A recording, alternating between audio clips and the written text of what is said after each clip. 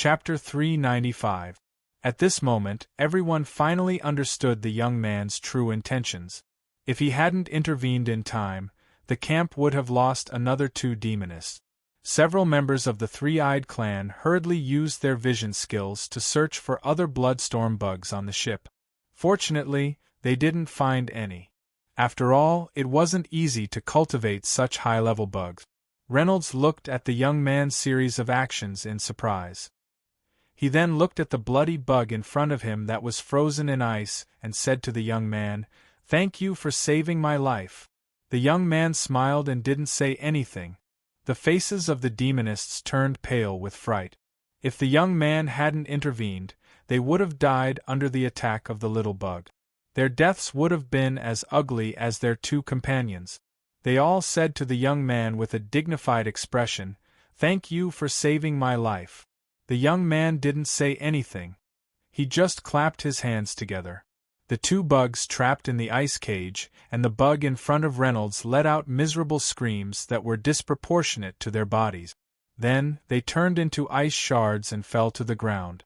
Looking at the approaching Chimera's magic octopus and the solemn-looking young man, Reynolds repeatedly pondered a question in his heart. What exactly made this group of powerful and ferocious pirates want to hijack such an ordinary passenger ship? It didn't make sense that a whale's appetite was only for a small shrimp. A passenger ship definitely wouldn't be able to attract the attention of a large pirate group like the Black Skull. Otherwise, they wouldn't be one of the most famous pirate group. Reynolds didn't deny that these people were related to him. Perhaps they were here for him. However, it could also be that there was some precious treasure on the ship. This treasure must be shockingly valuable to attract the attention of the Black Skull pirates and cause them to send a large number of people to rob it. However, it shouldn't be possible. Who would consign such a thing to a passenger ship with such low defensive capabilities? It couldn't be that the Black Skull pirates had returned to the Sky Phoenix Sea, so they wanted to get one first, regardless of whether the target was fat or thin, right? This reason was too boring. Reynolds quickly eliminated it. "Goa! Goa!" The cry from the sky interrupted Reynolds's thoughts.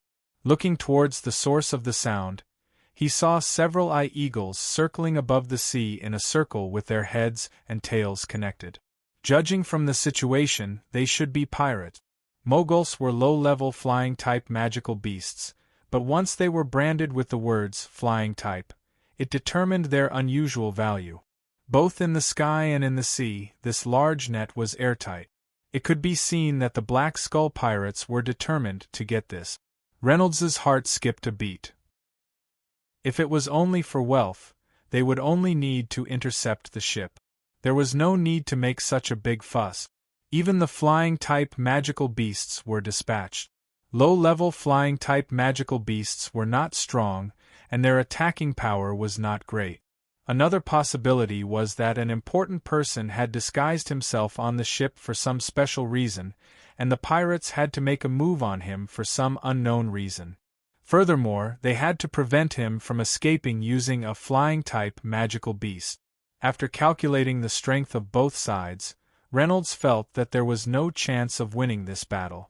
The number of enemies was about the same as their own, but their quality was several levels higher. Moreover, all of them had been through hundreds of battles and had rich experience. Even if there were a few powerful individuals among the crew, the outcome of a large-scale unknown battle was not something that could be changed by a single person. Speaking of which, the tomb maggot Philip of the 3 ghost generals.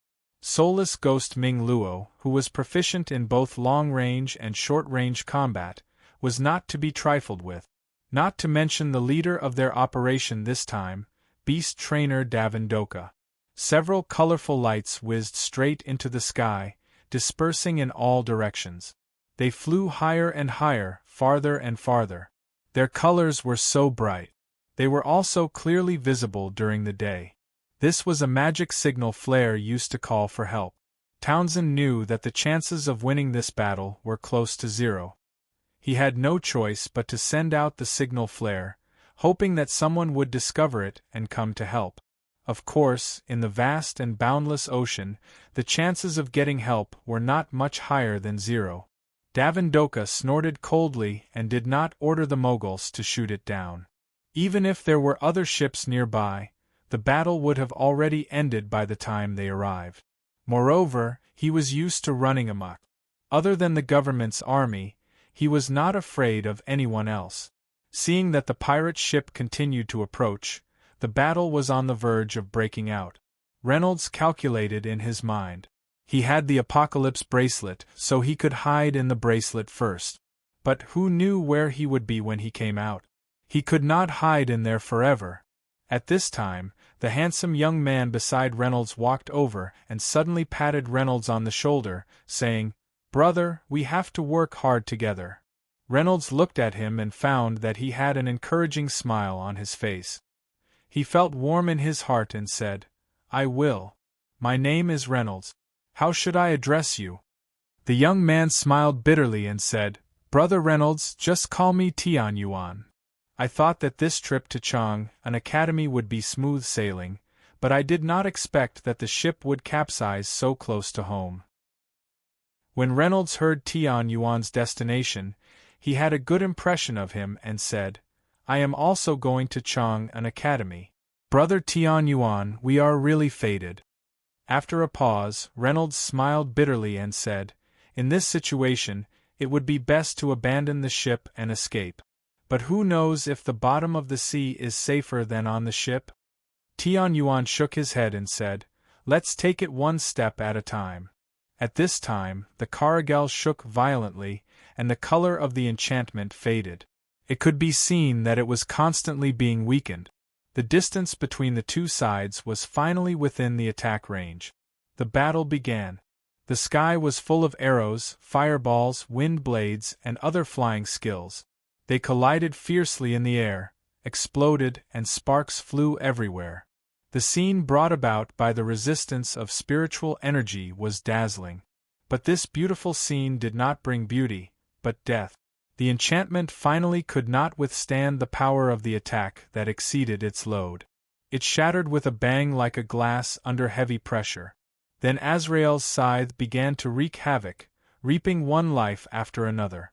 People on the Caragel wailed and fell down one after another. Some were shot into hedgehogs, some were burned to ashes, and some had their limbs cut into pieces. Some were directly blasted out of the ship and devoured by the sea demons attracted by the battle. There were also people who were seriously injured but not dead. They wailed in pain on the ground and were assisted by several priests who came to rescue them. But unfortunately, they became one of the victims. Although this level of long-range attack did not pose a big threat to Reynolds, it was still hair-raising.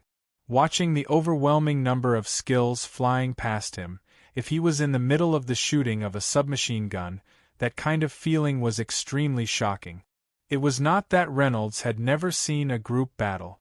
On the contrary, he had personally experienced the battle between the guards of the Great Wall and the soldiers of Babika of the Orc Alliance. The water was not idle either. The sea pets of the two sides were entangled. The surface of the sea seemed to be boiling, surging and rolling. From time to time, water columns rose high and then fell back into the sea. Chapter 396. Whirlpools of various sizes were formed under the impact of the shock waves, sucking in the corpses and blood. Many quick-witted earthen sea demons waited excitedly outside the battlefield. This tragedy had turned into a rare feast for them. Kill them all! Philip on the Chimera Magic Octopus flew into a rage because he had lost 2 high-grade bloodstorm bugs that he had painstakingly cultivated. He had wanted to show off his might before the real battle began. He had thought that his 2 tiny, transparent bugs would be able to kill 6 people without anyone noticing. Even if they were discovered, they would be able to escape safely because they were pitifully small and nimble. There were very few skills that could catch them. He hadn't expected that they would be discovered and killed. Philip couldn't help but curse out loud in his heartache. He wished he could sacrifice the entire ship's crew to the bugs. However, he didn't dare to take revenge himself. Although there were many bugs that could fly or swim in the water, the shock waves from both sides' skills had been shattered. The shock waves from the explosions could kill them at any time.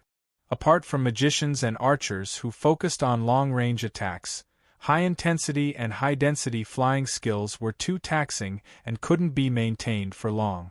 The end result of a group battle was usually a melee battle. However, there was an exception this time. The difference in strength between the two sides was too great, so much so that the battle of flying skills hadn't even ended. Tian Yuan seemed to have some strength, but because of the barrier, he was still sweating profusely and could only protect himself. The Caragal's side had been defeated as expected, and it was a crushing defeat. It could only be described as a massacre. Only some races with strong defenses, such as knights and barbarians, as well as the archers, clerics, and so on, were still standing. They were barely able to protect themselves and had no strength to attack. The others were either dead or injured. The magician seemed to only have Tian Yuan left. The enemy's casualties were minimal, with only a dozen or so dead and 20 light injuries. However, this result was already very surprising to the pirate. They should have expected the losses to be even lower. The strangest thing was that 2 of the dead pirates were magicians. Although the distance between the two sides was relatively close, they were at the back of the team and were well protected. They couldn't figure out whose skills were powerful enough to break through the layers of defense and kill them. The demonic path master's death was also very strange. There was only a small red dot between his eyebrows that was almost undetectable. Such a small yet powerful skill, other than the needle do chi, there seemed to be nothing else. However, everyone knew that the needle do chi's attack range could not be that far. This was a profound knowledge. The needle do chi's dense and complex structure made it much more difficult to increase its length. It was simply unheard of to be able to hit the vital point between the eyebrows without being affected by the chi force from so far away. Davindoka removed his hand from the witch's corpse and frowned deeply. These 2 Devil Path Masters had fallen silently on the main ship he was on. He couldn't even protect the important fighting force right under his nose, which made him feel like he had lost face in front of his subordinate. However, he quickly deduced that there must be a terrifying character hiding in the enemy's formation. If this person was the target's helper, then things would be much more difficult. Even if they succeeded, they would have to pay a certain price. Davindoka felt a little apprehensive. He swept his gaze over the people who were still resisting from afar, trying to find some clues, but in the end, he found nothing. The death of the 2 Devil Path Masters in the pirate group was Reynolds' secret masterpiece. Reynolds touched the Apocalypse bracelet, and a trace of madness flashed through his heart. This was the Apocalypse bracelet's new skill.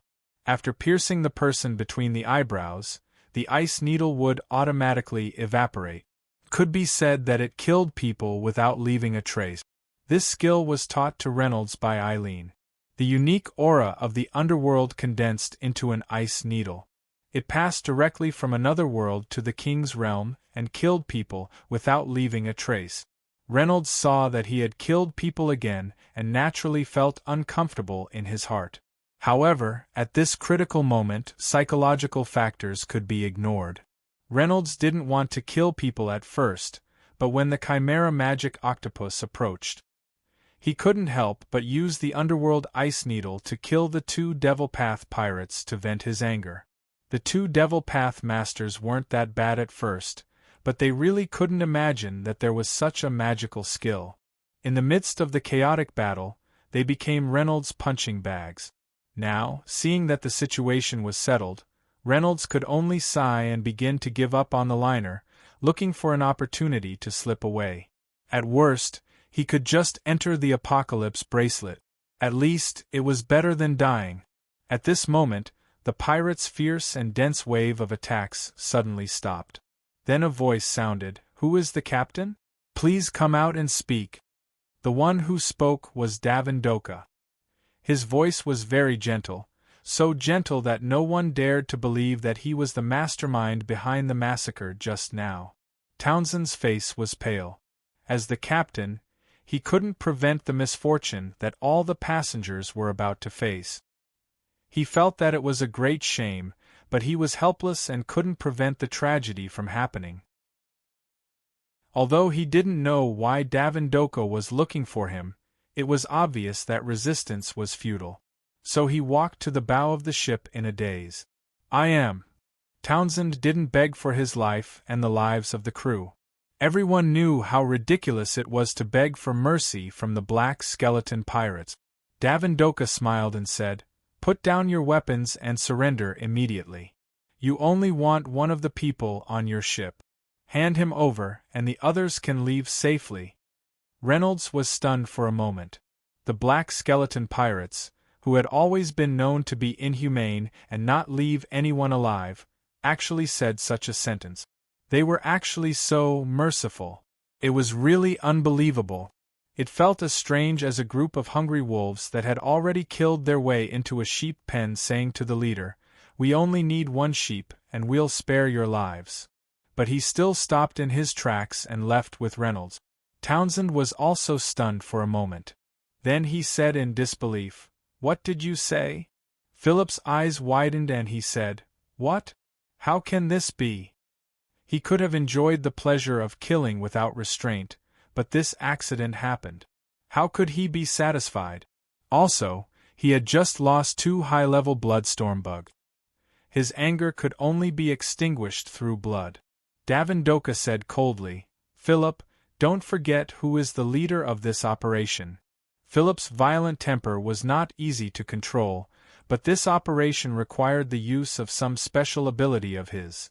Otherwise, Davindoka would rather not have him. Philip choked. You. He glared for a long time, but in the end, he suppressed the anger in his heart and didn't speak. Chapter 397. Davindoka repeated his words. "Give up resistance and hand over one of you, and the others will have a chance to survive." He spoke slowly and clearly. Townsend was finally convinced that he had not misheard. However, he still could not believe it. If this had been said before the battle, it would have been somewhat believable. But now they clearly had complete control of the situation. They could have killed the people on the ship and found their target. However, they chose a method that was completely different from the rumors. Could it be that they had been too ruthless in the past, causing public outrage and being encircled by the government's coalition forces? Could it be that the black skeleton pirates had learned their lesson and were no longer as brutal as before? Townsend was shocked. The possibility of this conjecture being true was not small. And in the current situation, he did not doubt Davindoka's authority at all. This was their only chance. It was shameful for the captain to betray a passenger, but if he could save thousands of people with one life, no one would give up on this deal. Moreover, the people behind him had silently agreed. Townsend's face turned green and white. He gritted his teeth and said, "Okay, I hope you can keep your promise." Davindoka smiled proudly. Of course." Townsend spat out a few words with difficulty. Who do you want?" Davindoka's eyes narrowed. "His name is you." Before he could finish speaking, there was a splash. A person in a dark robe suddenly jumped into the water. "Yuji, Lady of Moonlight." Davindoka immediately called out her identity. "What?" This time, not only was Reynolds surprised, but Townsend, the captain of the castle, also opened his eyes wide. "Yuji? Why would someone from the sanctuary come here? What's going on? Who is she?" "The daughter of the president of the Sanctuary Guild. Lady of Moonlight? Could she be related to Luna?" Reynolds thought honestly and could not help but stop what he was doing. The people on the ship whispered among themselves. There were a few people who jumped into the water with Yuji. They were obviously good at swimming and dove down like fish. Davindoka smiled. Water battles were the strength of pirates. Moreover, as a beast trainer, He could mobilize a large number of sea pets and even some low-level sea demons to intercept them. Trying to escape from the water was no different from courting death. Although he didn't understand Yuji's suicidal stupidity, Davin Decado was full of confidence and couldn't think of a reason why he would fail. He took out a bugle horn from his bosom and placed it near his lip. He was about to command the sea beasts to capture the prey. At this moment, a pitch-black creature with a propeller-like tail, a long and sharp head, and a mouth full of screws, which was 6 to 7 meters long, suddenly rushed out and sucked Victoria and the others into its mouth. Then, it shot into the sea like an arrow. The propeller-like tail provided it with strong momentum, while the long and sharp head reduced the water resistance to a minimum. Everyone was puzzled. From the fact that they were able to hold on until the end of the battle, as well as the fact that the black skeleton pirates had mobilized their troops, they should not be ordinary people, no matter how unexpected that sea demon was. He should have been able to put up some resistance. Moreover, they didn't seem to want to resist at all. Davin Decado's expression changed drastically, and he cried out, "Vacuum Whirltooth Shark!" As a beast tamer, of course he knew what it was. The vacuum whirltooth shark was a special sea creature with internal organs, blood vessels, nerves, and other internal organs distributed over a meter-thick skin. Vacuum referred to its empty abdomen. Spiral referred to the fact that its tail could rotate at high speed like a propeller-like tail, moving extremely fast in the water. Spiral referred to its sharp teeth, which were like screws and could rotate at high speed. They were as sharp as a drill bit and could destroy anything. The vacuum whirltooth shark's way of eating was to use its high-speed rotating screw teeth to grind its prey into meat paste and then digest it. It didn't have an ultra-tough barrier like the whale swallow, nor did it have a stomach wall that could regenerate quickly. If a living creature entered its stomach, it would be a big threat. On the other hand, its vacuum abdomen wasn't harmful to humans, and they could even stay inside comfortably, like a living submarine. There was another characteristic. If the vacuum whirltooth shark became a human pet, it wouldn't absorb the spiritual energy of its owner like other pets. It would conflict with the demonic aura and would be attacked by demonic beasts. They could live together peacefully. There was no blood on the surface of the sea, which was inconsistent with the hunting method of the vacuum whirltooth shark. Judging from the few people's attitude of not resisting just now, the vacuum whirltooth shark should be Yuji's pet. The first person to come to this conclusion in an instant was Davin Doka, because he understood the characteristics of this rare creature the best. The second person was Ming Luo. Although he had never heard of the vacuum whirltooth shark, his calm mind told him that it wasn't his magic pet from the expression on Davin Doka's face. Without asking, his big bow was already in his hand, and 4 long golden spiritual energy arrows appeared in the gaps between the 5 fingers of his right hand. The bow was full, and the 4 arrows left the bowstring, breaking through the water with a whistling sound caused by the strong rotation. Davin Doka said, "Ming Luo, how is it?" Ming Luo put the big bow on his back, and his face still had the same petrified expression, as if he didn't care about the result. 1 arrow hit, but it couldn't cause much damage to it. Davin Doka knew that he couldn't blame Ming Luo. After all, the resistance in the water couldn't be compared to on land. It was already good that he could slightly injure the vacuum whirltooth shark.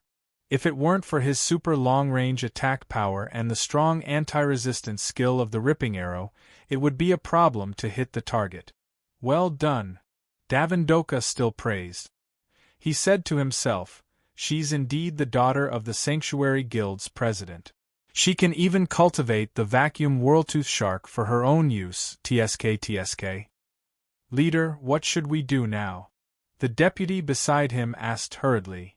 "I don't have a sea pet that can dive deeper and faster than the vacuum whirltooth shark, but—" His tone changed, and he said confidently, "The vacuum whirltooth shark also has 2 shortcomings. First, it can coexist with the sea demons, but when it carries people in its stomach, it will be attacked by the sea demons. This is why Victoria didn't use it to return to the water capital, and instead took a boat. Pay attention to one point: they might be the ones to attack if there's a big movement. Second, the vacuum whirltooth shark has to come up to the surface to breathe every once in a while, otherwise Victoria and the others in its stomach will suffocate. This is a fatal point. It won't be so easy to escape from our hands, hee. The deputy frowned and said in confusion, "Leader, according to what you said, its speed is so fast that the sea pets can't keep up. Although the eagle is fast enough, it dives too deep, and we can't find its track. How are we going to track it?" "Don't worry, I have my ways." Davindoka seemed to have a plan in mind, and he turned his gaze to Philip. Chapter 398. The tomb maggot took out a black maggot with a small suction cup on its head and a red tentacle on its mouth. He said proudly, "This is a parasitoid mayfly, a sea maggot that lives by parasitizing the vacuum whirltooth shark. It has a strange ability to sense the vacuum whirltooth shark. As long as it is within a radius of 10 miles, it can easily find the shark's whereabouts through its tentacles. Let the eagle lead the way, and Victoria and the others won't be able to hide." Ha ha! Amidst his wild laughter, he threw the parasitoid mayfly to Davindoka and said, "I'll leave the tracking to you guys. I'm not interested." It sounded strange that Philip, who loved to show off, would say something like this. However, those who knew him well, such as Min Luo and Davindoka, did not find it strange. Many flying pets were the nemesis of maggots, so Philip, who had the ability to control maggots, had always felt an inexplicable disgust and aversion toward flying pets. Davindoka, Min Luo, and a few other pirates each mounted an eagle. He said slowly, "We'll snipe from the front. Everyone else, follow us at full speed." Then, he drove the eagle in the direction of the parasitoid mayfly's tentacles. Seeing that the god of plagues had left, everyone on the ship was greatly relieved. However, they soon found that Philip was coming back to UU with 2 magic octopuses. They could not help but hold their breaths nervously. Everyone was afraid of this bad-tempered, bloodthirsty, and ferocious demon. Philip jumped onto the ship's bow as the thickest wave of stench that even the sea breeze could not dispel hit them. Looking at him closely, he looked even more hideous and terrifying. Rotten flesh, white bones, and blue veins, as well as the sores that were flowing with green liquid, were all examples of the exact meaning of the word disgusting. Many passengers felt their stomachs churn even more violently, but they could only hold back their vomiting for fear of getting into trouble. What was even worse was that the dozen or so maggots that had fallen from Philip's body were slowly crawling towards the crowd. Everyone had seen the tragic death of the witch and knew how terrifying these small maggots were. The more cowardly one's legs began to tremble, but they didn't dare to step on these small maggots to death in case they angered Philip. Philip glanced around the crowd, his beady eyes shining. He was very satisfied with the deterrent effect. Only through such a perverted method could he hide the inferiority in his heart. Wang Jianxing secretly cursed. Suppressing the fear in his heart, he braced himself and said, "Your leader once said that as long as we hand over UG, we'll let the others go. Why, you can't go back on your word." "Shut up, old man, or I'll kill you right now." Philip flew into a rage. "Are you blind? Did you hand over the person we want? They ran out on their own, so the exchange is not valid." The Black Skeleton Pirates also had strict discipline, so Philip was still deeply afraid of Davindoka. That was why he had racked his brains to come up with a reason. Although it was a fallacy, it was indeed difficult to refute. For a moment, the atmosphere became tense again. Wang Jianxing gritted his teeth and said, Then what do you want?" Philip chuckled and said, "Relax, I'm not an unreasonable person who wants to kill everyone. First, I have to find the guy who killed 2 of my high-level blood explosion bugs. Second, and most importantly, hand over UG. The passengers were in an uproar again. They could understand the first one, but they couldn't understand the second one. Wang Jianxing said angrily, "She already left just now. It's not like you didn't see it." He thought that Philip was just making things difficult for him. Philip snorted and said, "No, my bugs told me that her smell hasn't subsided. In other words, she's still on the ship." As soon as these words were spoken, the crowd immediately went into an uproar. Everyone's gazes shifted back and forth between each other, expressing their suspicions about the identity of the companion beside them. The delicate and pretty young man called Tian Yuan, who was beside Reynolds, had a change in expression, but it was gone in a flash. Philip revealed a cunning smile that was uglier than crying and said slowly, "Summon everyone on the ship, including ordinary people, women, and children. Maybe she's among them." Reynolds frowned. It seemed that this unexpected storm would not stop for the time being. That what was going on with the black skeleton pirates in the sanctuary where she was? Was he going to stay or not? Very soon, all the passengers gathered on the ship, including martial artists, commoners, cooks, the old, the weak, the sick, and the disabled, women, and children. All of them were brought out without exception. Seeing Philip's inhuman and terrifying appearance, the children's eyes were filled with terror, but their mouths were tightly covered by their fathers or mothers, unable to cry out. "Very good, very good. As long as you cooperate obediently, you can save your lives." Philip laughed strangely. Reynolds gritted his teeth. It seemed that he couldn't get away, so he might as well stay and see what kind of tricks he could play. Philip's gaze moved around the crowd in front of him, and he finally said slowly, "Next, come out yourself." Silence. No one spoke, and no one moved. Philip continued, "I'll say it again. Come out immediately." This time, there was still no response. Philip, who didn't get anything, was not disappointed. On the contrary, a hint of excitement flashed in his eyes. You didn't hear what I said, did you?" As he spoke, his gaze intentionally drifted towards Reynolds, but Reynolds felt that he wasn't looking at him. Reynolds looked at Tian Yuan beside him, deep in thought. "Very good.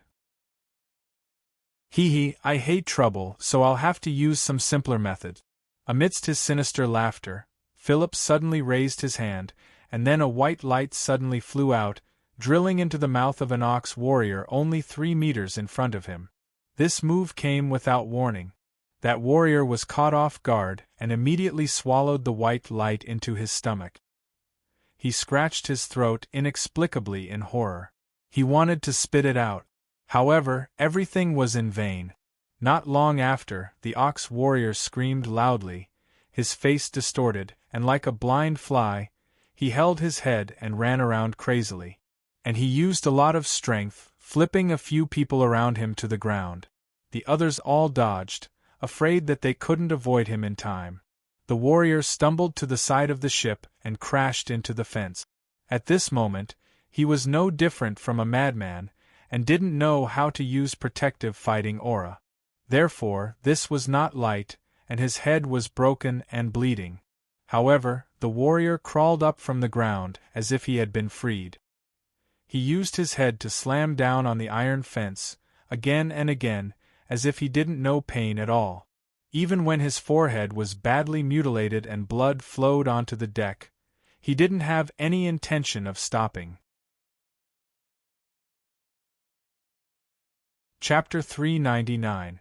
Everyone stared at this shocking scene with their mouths agape. They felt a chill in their hearts. It was obvious that the white light that Philip shot out was a deadly bug. It invaded the body of the ox warrior. No matter how strong the beasts' bodies were, their internal organs were still weak. They could only let the bug do whatever it wanted. His abnormal actions showed the pain of his head colliding with a hard object. Compared to the bug, it was much lighter and could be used as a distraction. Many people knew what happened to the ox warrior and couldn't bear to see it. However, they couldn't help but want to see it. Philip's killing method could be said to be an art. It was disgusting but filled with a strange charm. It was like a horror movie that made people both love and fear it. Children's eyes were tightly covered by adults in case their young hearts couldn't bear it. Chee! There was a soft sound. A hole opened up in the ox warrior's head and blood spurted into the sky. He fell to the ground and stopped moving after twitching a few times. A white and fat insect, which looked like a centipede with thousands of legs, wriggled its fat body and crawled out of his head. It squeaked a few times, as if it was very satisfied with this delicious meal. The warrior had fallen to the ground facing the crowd.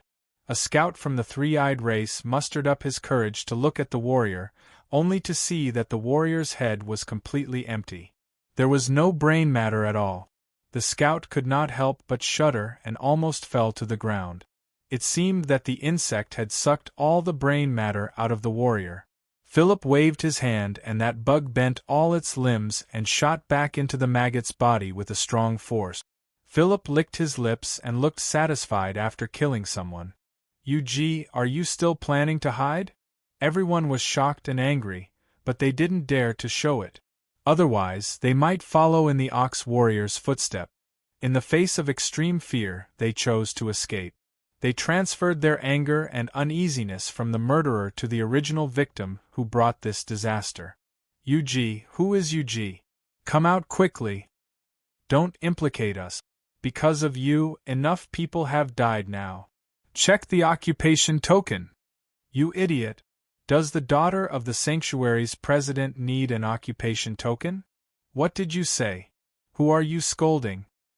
In the face of the enormous pressure of death, the people began to panic. They even began to quarrel with each other, and some even wanted to fight. A hint of hesitation and reluctance appeared on Tom's face, alternating between green and white. However, he took a deep breath and quickly calmed down. Renaud was furious. He looked at Philip and wanted to raise the bracelet several times. However, Reynolds knew that no matter which world he was in, the hunter would always shoot the bird that stuck out. He couldn't act rashly. In this world where the strong preyed on the weak, Reynolds had already seen too many cruel things. His recklessness and impulsiveness were slowly worn away by the ruthless reality, replaced by the necessary calm thinking required for survival. According to his deduction, Philip already knew that Ug was still on the ship. The reason why Davindoka was transferred away was probably to take all the credit for himself. Reynolds was even certain that he should be able to easily find Ug in the crowd through the insects. The reason why he chose the complicated over the simple was just to obtain an excuse that could casually satisfy his desire to kill. While achieving his goal, it also created a valuable opportunity for Reynolds, because Philip didn't expect that among the surviving warriors who were either dead, injured, or disabled, there were several masters who were even enough to kill him and the two complete pirate teams. However, Reynolds could only allow him to wreak havoc for now, because Davindoka hadn't gone too far. The pirates must have a signal flare as a way to contact them. If he acted rashly, they would return immediately, and that would be troublesome. Therefore, Reynolds could only wait, until he thought that the distance between the two was far enough, and that he had enough time to get rid of the pirates who saw the signal flare. Still unwilling to show yourself? That's great. Philip's perverted smile reappeared, and then he opened his mouth. He spat out a green viscous liquid. The target this time was a little girl in the arms of her mother. She was at most 1 year old and couldn't even walk yet. It was obvious that Philip was an inhumane person. In his eyes, everyone could be killed at will, regardless of age or gender. They were all the same. "No!" the little girl's mother cried out. The green liquid was too fast, and the area it covered was too wide. Holding the child, she was too slow to avoid it. At the moment of life and death, the greatness of motherhood was fully displayed. She chose to sacrifice herself. She pushed her child to the side, and the pile of green viscous liquid stuck to her body, from head to toe, all over her body. As if she had touched a strong acid, her clothes and skin began to corrode quickly. Melting into thick water, the intensity of her pain could be imagined. However, a shocking scene appeared. The mother, who had no fighting ability, didn't cry out in pain that might have been worse than what the ox warrior had suffered just now. She endured the inhuman torture and turned her face away. She didn't want the child to see her terrible appearance, and then she begged Philip, "Please, let my child go. I beg you, just kill me, don't hurt her." Philip's expression was extremely cruel. Come here. If you can come to me, I'll promise you." At this time, the mother's foot muscles began to fester. She couldn't stand on the ground, and her nerves were severely damaged, so there was no doubt that she had completely lost the ability to walk. However, she used her hands that weren't stained with the viscous liquid to replace her feet, and with all her strength, she crawled towards Philip with difficulty and determination. The corrosion of the muscles continued, and the mother had already become a person whose face couldn't be distinguished. Behind her was a long trail of blood, but she still stubbornly crawled towards her target. Philip was also very surprised. Even a strong barbarian like him wouldn't be able to move at this time, even if he didn't die from this attack. However, this weak commoner had created a miracle that ordinary people couldn't. Seeing that she was getting closer and closer, Philip began to regret his rare kindness. If the mother had really done it, then she, who had protected her child, would have died without any worries. This was unacceptable to Philip, who liked to make people die in pain. However, in front of so many people and subordinates, he couldn't go back on his words, otherwise he would lose his prestige. All the passengers held their breaths and shot their gazes towards the mother, their hearts full of admiration. Even the warriors were no exception. They had seen a mysterious power. It turned out that commoners could sometimes be so powerful, but through a method that wasn't inferior to violence. Chapter 400. In the end, the mother still managed to crawl in front of Philip. She was only one step away, but her hands were fixed in the air, trembling, as if she was about to use the power of burning her life. But in the end, she still failed and fell down powerlessly. "You failed, he." In the midst of his maniacal laughter, Philip pounced on the young girl who had lost her sense of security because her mother was not by her side. Countless maggots poured out of his body. Philip opened his arms and made a hugging gesture. "Good girl, don't cry. Come, let me hug you." He did not show mercy because of her young age. On the contrary, he planned to use even more inhumane means to obtain pleasure. "Stop!" At least 3 people shouted at the same time, including Tom. He was already unable to suppress his anger. He could not stand by and watch this evil spirit viciously attack a young child. However, when he used all his strength to activate swift wind and rush out of the crowd to stop him, a figure flashed past him even faster. The figure ignored the terrifying maggots and grabbed Philip's hands tightly like lightning. Furthermore, this person was still a young man. Just when Philip was half a meter away from the girl, his vision blurred. There was another person in front of him who grabbed his arms. "Enough." Reynolds spat out 2 words coldly. Although it was really better to avoid trouble now, Reynolds really couldn't bear it anymore. After eating the royal family's secret medicine that Elena gave him, all of his attributes had been improved. Speed, strength, resistance, and healing ability had been greatly improved, but it was only temporary. Just when he was about to taste the wonderful taste of killing people again, someone suddenly appeared out of nowhere. He could not think of anyone who dared to meddle in other people's business after seeing his tyrannical power. But he knew that no matter who this person was, he had to die.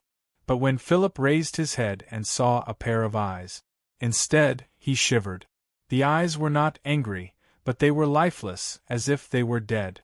Philip had an illusion that the owner of the eyes came from the underworld and looked at him, as if he was looking at a dead person.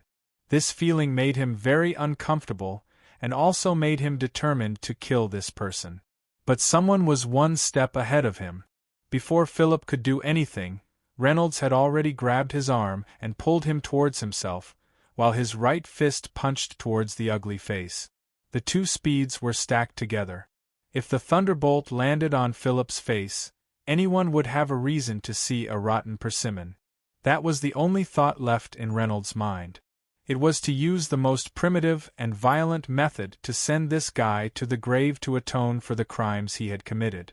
Maggots were a type of battle-type beast-tamers, similar to maggots and archers. They were both professions that feared close combat. Philip was firmly pinned down by Reynolds and the situation was very unfavorable, but his subordinates did not seem to feel the crisis of their leader. He even watched the show with great interest. This showed that they had great confidence in Philip. Philip smiled mysteriously. Then, his body suddenly swelled up and shot out a golden light. To be precise, it was a large swarm of golden-shelled insects that covered his face tightly. It was as if he was covered in a layer of dense scales, only revealing a pair of eyes. Ding!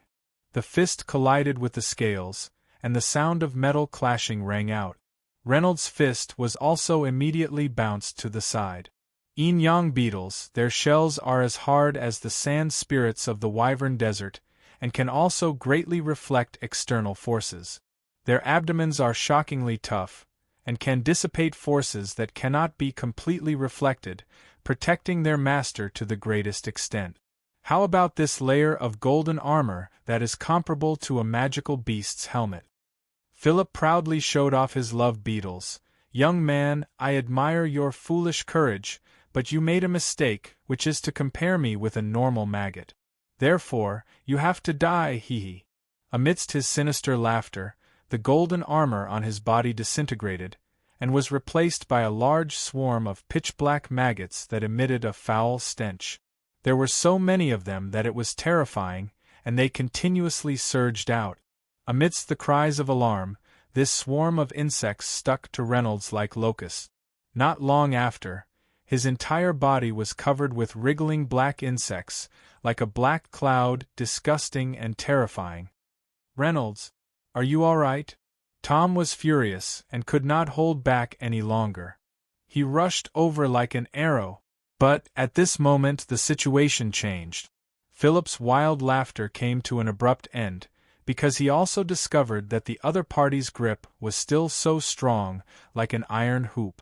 Then, he saw that the maggots on Reynolds's body were swallowed up one by one, and then they disappeared without a trace, and his body slowly revealed itself again. Philip's mung-bean eyes widened and his face was full of disbelief. Impossible, impossible, unless your strength is much higher than mine. Otherwise, the speed at which you release the protective spiritual power cannot be faster than my baby's absorption. At this moment, he saw a layer of transparent, crystal-like substance on the surface of Reynolds's body, and suddenly said, "Boundary Master, you are also a Boundary Master." Thinking of this, he was greatly relieved. The person in front of him was very likely to be both a Boundary Master and a Demon Master. Although it was very rare, Boundary Masters were auxiliary combat professions. Boundaries could only be used for defense and could not be used for attack. As long as he was not an expert who could rely on strength to shake off the maggots on his body, but an ordinary demon master, with that pitiful attack power, he would not be able to hurt him. But, he had some doubts in his heart. Where did his insects go? Just as Philip calmed down and was thinking of a way to break that layer of boundary, an inexplicable sense of fear attacked his heart. Insects had a keen sense of danger, and Philip, who had the ability of insects, was also keen. This kind of feeling was rarely wrong, so at this moment, Philip felt that the opponent in front of him might be far more terrifying than he had imagined. He immediately gave up the idea of attacking, and planned to keep a certain distance from this person, but at this moment, he felt a sharp pain in his hand. Then, Reynolds's cold voice came, "Philip, you also made a stupid mistake.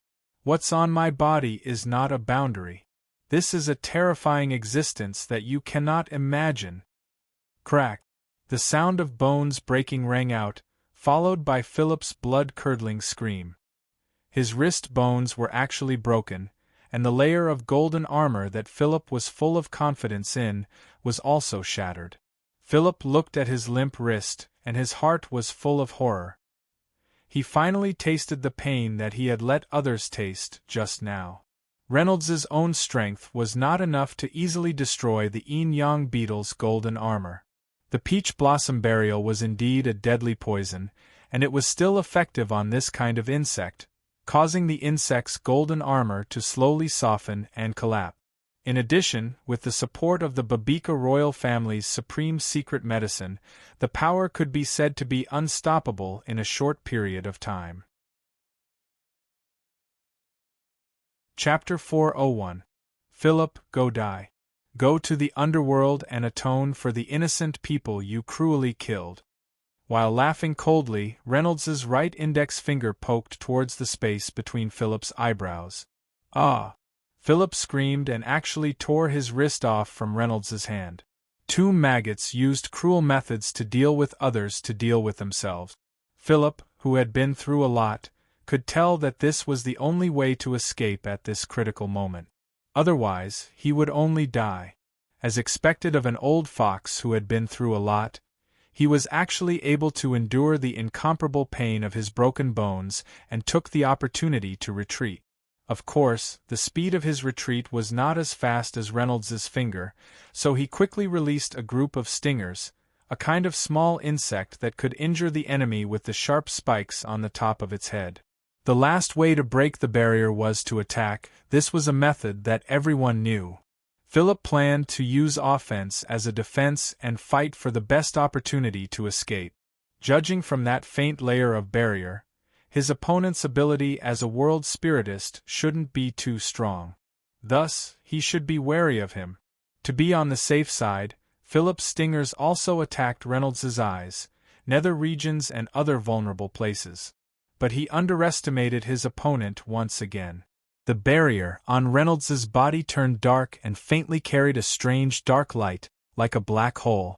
Philip saw this and knew that he was done for, because the change in color meant that the barrier's strength had increased, and that layer of dark light gave him a feeling of death. For a moment, Philip seemed to see countless wraiths appear in front of him. They were crazily screaming and devouring his soul. Chi! A light sound rang out, but it was Philip's death knell. His skull and his golden armor were pierced through by Reynolds's index finger filled with anger, and his brain splattered everywhere. Philip's eyes were wide open, and his heart was unreconciled as he fell straight back, ending his ugly life. Reynolds nonchalantly wiped the red and white stuff off his finger on his clothes and said indifferently, "You're lucky, you don't have to suffer any pain." He originally did not plan to let Philip escape so quickly, but time forced him to end the battle quickly. Moreover, Philip's strength wasn't that weak. He was just arrogant and underestimated his opponent. If he managed to escape and pull him to a long-range battle, it would be a little troublesome. The unforeseen event happened so quickly and suddenly. In the time it took for a spark to fly off a piece of flint, Reynolds, who was supposed to be dead for sure, turned the tables and gained the absolute upper hand. The arrogant Philip was easily killed, and many passengers were unable to react in time. At this moment, Renault's entire body was like a deflated balloon, falling onto the deck with a plop. "Reynolds!" Tom hurried over and helped Reynolds up. "How are you? Are you okay?" Looking at Tom's concerned eyes, Reynolds waved his hand and said, "It's nothing. It's just a side effect of the medicine." Tom released Reynolds, and after confirming that he was really fine, he shouted, "Captain, set off immediately, full speed in the opposite direction of Davindoka. Those who still have the ability to fight, do your best to kill all the pirates on the ship as soon as possible. Don't let them fire the signal flare." Like the passengers on the ship, the pirates were also shocked by the sudden change. Although it was hard for them to believe the facts in front of them, they had rich experience in licking blood from their blades all day long. Soon, they woke up as if from a dream. Before Townsend and the others could react, they already knew that things were not going well. In a battle with few people, the role of a super-strong person was reflected. As long as there were one or two leaders and some help, it would be enough to defeat the remaining two teams. Moreover, the strength of that strong person was unfathomable. It was indeed terrifying to be able to kill Philip in an instant. "Attention archers, try your best to shoot down the signal flare," Tom shouted as he swept towards the nearest pirate. The battle began, but it didn't last long. After a short period of chaos, a signal flare that broke through the archers' sniping finally flew over the sea with a brilliant light and a whistling sound. Tom was powerless to stop it, and Reynolds had already expected this result. He was just doing his best. In the current situation, he could only settle for the next best thing, so he ordered all the pirates to be swept off the ship like a gust of wind sweeping away fallen leaves. Of course, it wasn't that these pirates were too weak, or that they were so cowardly that they couldn't resist. As long as they could become a pirate, they were all strong people. To be exact, many of them jumped into the sea voluntarily. Although they had lost their leader, this group of old and cunning fellows still thought of the wisest response, which was to keep an eye on the ship's whereabouts and then wait for the main force to rush back before making any plans. It would be stupid not to use such a great advantage and stay on the ship to fight to the death.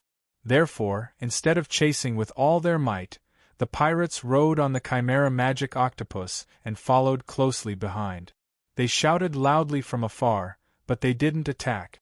However, when the deep-sea giant whale slowed down, they slowed down as well, keeping a certain distance between them and the others. The deep-sea giant whale was huge and cumbersome. After all, its speed couldn't be compared to the chimera magic octopus, which was a small sea pet with strong flexibility. Therefore, even if everyone followed Reynolds's suggestion and let the ordinary people who had no combat power join the ranks of the sailors to speed up, they still couldn't completely shake off the pirates. The situation wasn't optimistic. "Sir, what should we do now? If this goes on, Davindoka and the others will catch up sooner or later." Townsend wiped the sweat from his forehead and worriedly asked Reynolds and Tom, who were standing at the stern, to observe. Although it was only for a moment, Reynolds had established his prestige through thunderous means. In this world, everything was built on strength. Moreover, Reynolds's subordinate, due to the difference in strength, the captain mistakenly thought that Reynolds was Reynolds's servant or something, gave a calm and wise order. His meticulous view of the overall situation was convincing. Therefore, unknowingly, Reynolds and Tom had become the leaders and spiritual pillars that everyone followed. Although Townsend was the captain, he was still a non-combat professional. His rich experience couldn't make up for the lack of strength in his analysis of the battle situation. It was just that there was no one in a hurry, so he had to take on the heavy responsibility. Now there was a strong person that he could rely on. He couldn't ask for more. However, it was still Townsend who gave the orders. After all, he was very familiar with everything on the ship and could improve efficiency. Reynolds frowned and didn't speak. He also had a headache about the unfavorable situation in front of him. He originally thought that he could take advantage of the chaos to kill some of the pirates. However, the pirates' cunning was beyond his imagination. The fierce them actually knew to collectively give up resistance and jump into the sea to escape. There were only 7 or 8 corpses of pirates on the deck. They were left behind by the unlucky ones who were closer to Reynolds and Tom. The others ran away. For the two teams with hundreds of people, losing a few people was still not enough to shake them. It could be said that they successfully retained most of their strength. This completely disrupted Reynolds's thoughts. Chapter 402. Considering all these factors, Reynolds realized that it would be impossible for him to kill the remaining pirates by force. He had to find another way. However, he could not think of a better way at the moment. He could only look at the fearless pirates, who were still clamoring because of the magic octopus's speed, and fell into deep thought. Townsend stared at Reynolds and Tom, feeling very nervous. Although he was anxious, he did not dare to interrupt his train of thought, because the lives of all the people on the ship might be tied to these two young men. An important figure of the black skeleton pirates was killed, and those ferocious pirates were likely to vent their anger on the whole crew. Of course, Townsend did not blame Reynolds for implicating everyone. Philip's evil behavior of not even sparing women and children was truly infuriating. Any crew member with a little conscience would agree with Reynolds's actions, and even admire his courage. This was also one of the reasons why he was able to gain everyone's trust in such a short period of time, and become a well-deserved leader. Time always seemed to be very long when one was anxious, and Townsend deeply understood this point. Just as his nerves were on the verge of collapse, he finally saw Reynolds's tightly knitted brows relax. This was really exciting news, and it meant that he had a plan in mind. Whether or not it succeeded, it was better than being helpless and waiting for death. "Captain."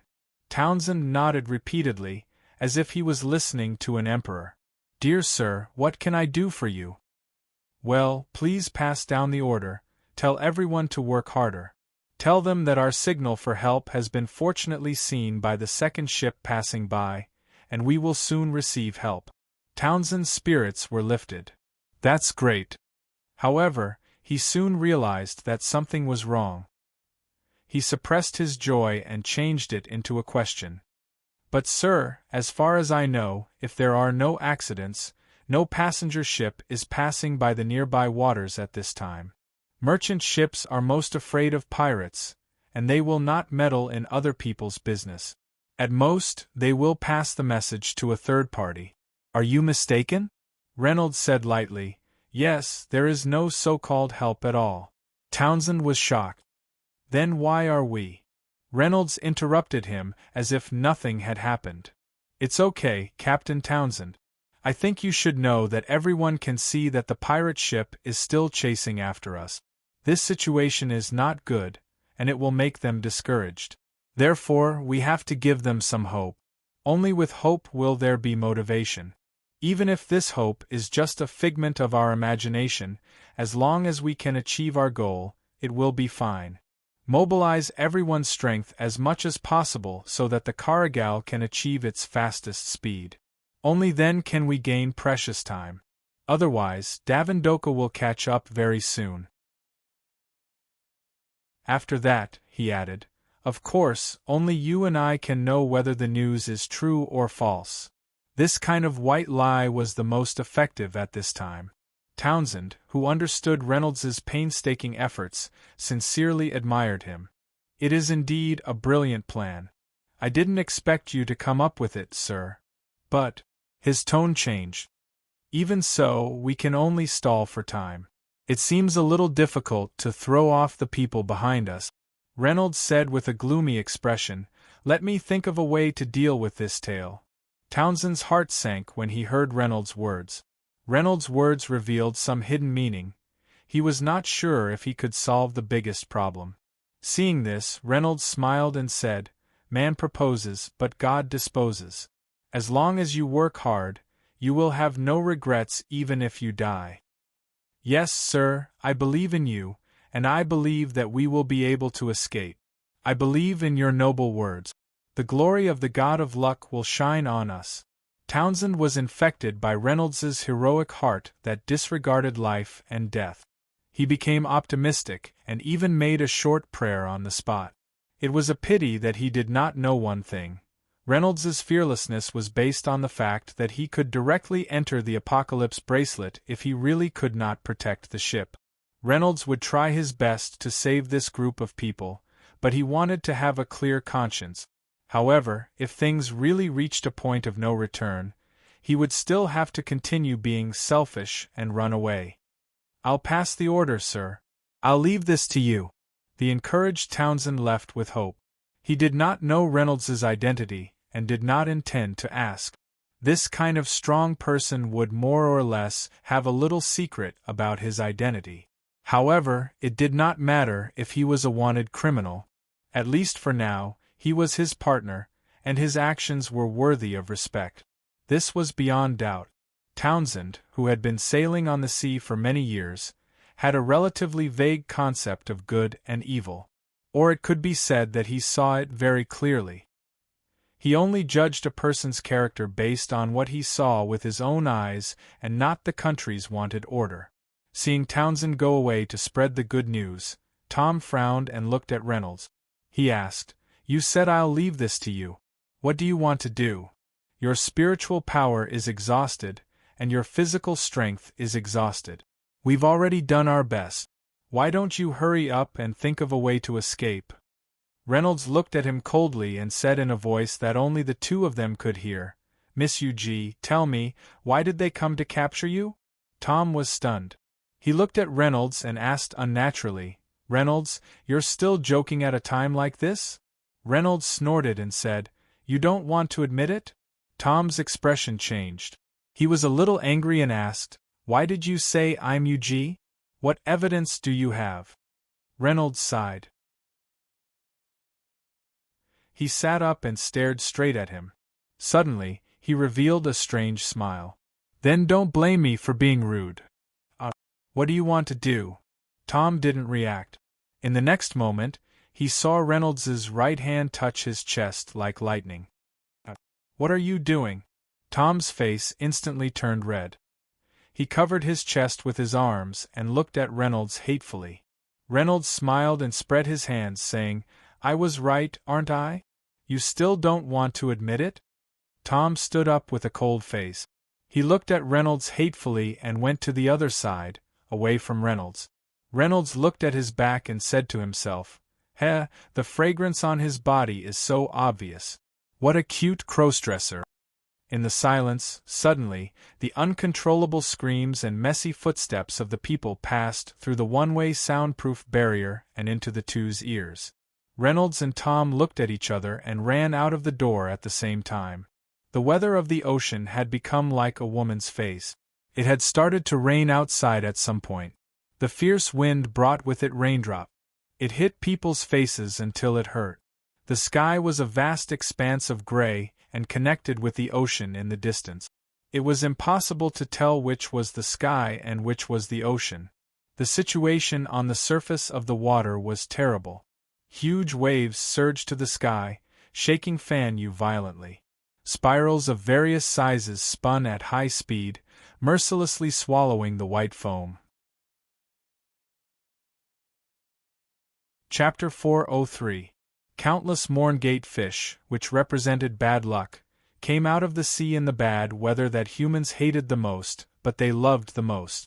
Their white bellies were overturned, and their cries were even worse than that of crows, as if it was a funeral song from the depths of the netherworld. Morngate fish was a kind of strange sea monster that had almost no offensive ability, and could only survive by eating corpses. However, it was one of the sea monsters that humans were most afraid of, because Morngate fish represented death, and the number of Morngate fish that appeared was the same as the number of lives that would be lost. As long as one lived near the sea, this rumor was firmly believed, and at this moment, people were once again citing this point. In the distance, a large group of skeleton flags could be seen. Just like the morning gatefish, they represented death. Townsend's face was ashen, and he muttered, it's over, it's over." Renaud hurried to his side and said, "Captain, the scouts report?" Townsend continued to talk to himself as if he did not see Renaud at all, and did not hear his question. He repeated the same sentence over and over again, "It's over, it's over." It can make him, who is used to seeing storms and waves, lose his will to live completely. It can be seen that the situation is serious. Renaud did not hesitate to raise his hand and slap Townsend's face several times, and said expressionlessly, "Captain, I need the scout's report." No one dares to say the result until the last moment. Perhaps Renaud's slaps had awakened Townsend, or perhaps Renaud's calmness had restored the poor captain's confidence. Townsend forced himself to focus and said, "It's the Dark Knight Ghouling, the vice-captain of the Black Skull Pirates." Graf, the spirit impersonator of the three great messengers. There's also the ghoul Grand Magician Bitachok, the ghoul Thousand-Man Slayer, and the ghoul Shadow Assassin Dien Nai, who is best at tracking. Townsend reported a long list of names that made people pale. In the end, his voice trembled a little, and he used all his strength to finish the last sentence. Apart from this, the rest of the pirates are more than 3 times the number we encountered before. Renaud sucked in a breath of cold air. He finally understood why Townsend had lost his composure. The lineup of this black skeleton pirates was far more luxurious than the previous time. On the other hand, they were left with a group of injured soldiers. It was not an exaggeration to say that the chances of victory in this battle were 0.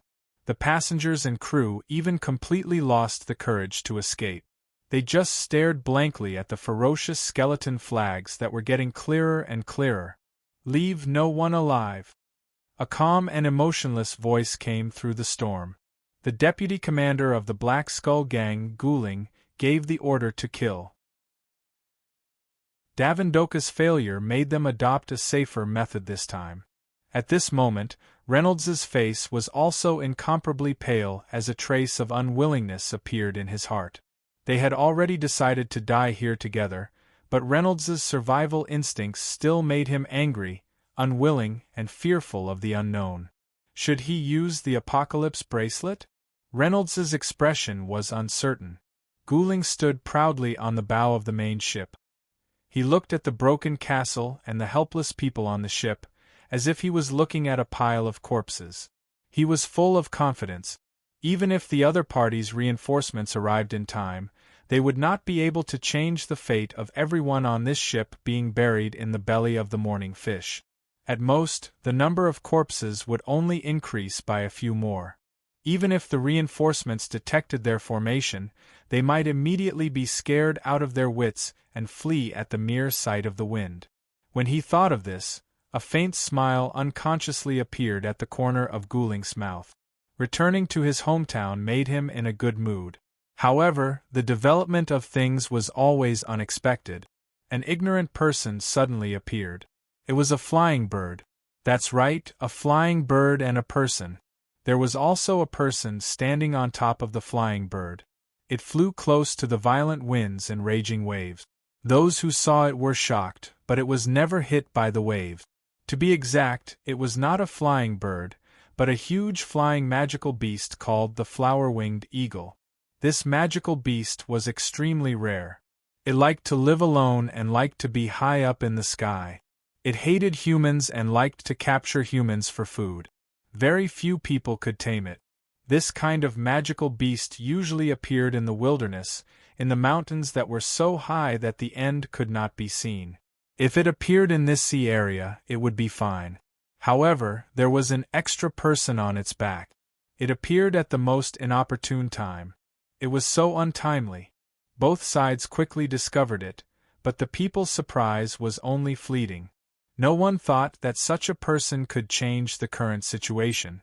People with good eyesight, wide knowledge, and a slightly more cautious mind might pay more attention. It was because everyone knew that although the flower-winged eagle was known for its speed and high-altitude flight, it was weak in the end. It was easy for it to be surrounded by archers. However, it came here safely, which meant that its owner must have extraordinary strength. In the storm, the person's appearance could be faintly seen. A pink long gauze wrapped around her body. A peerless face carved from jade was expressionless.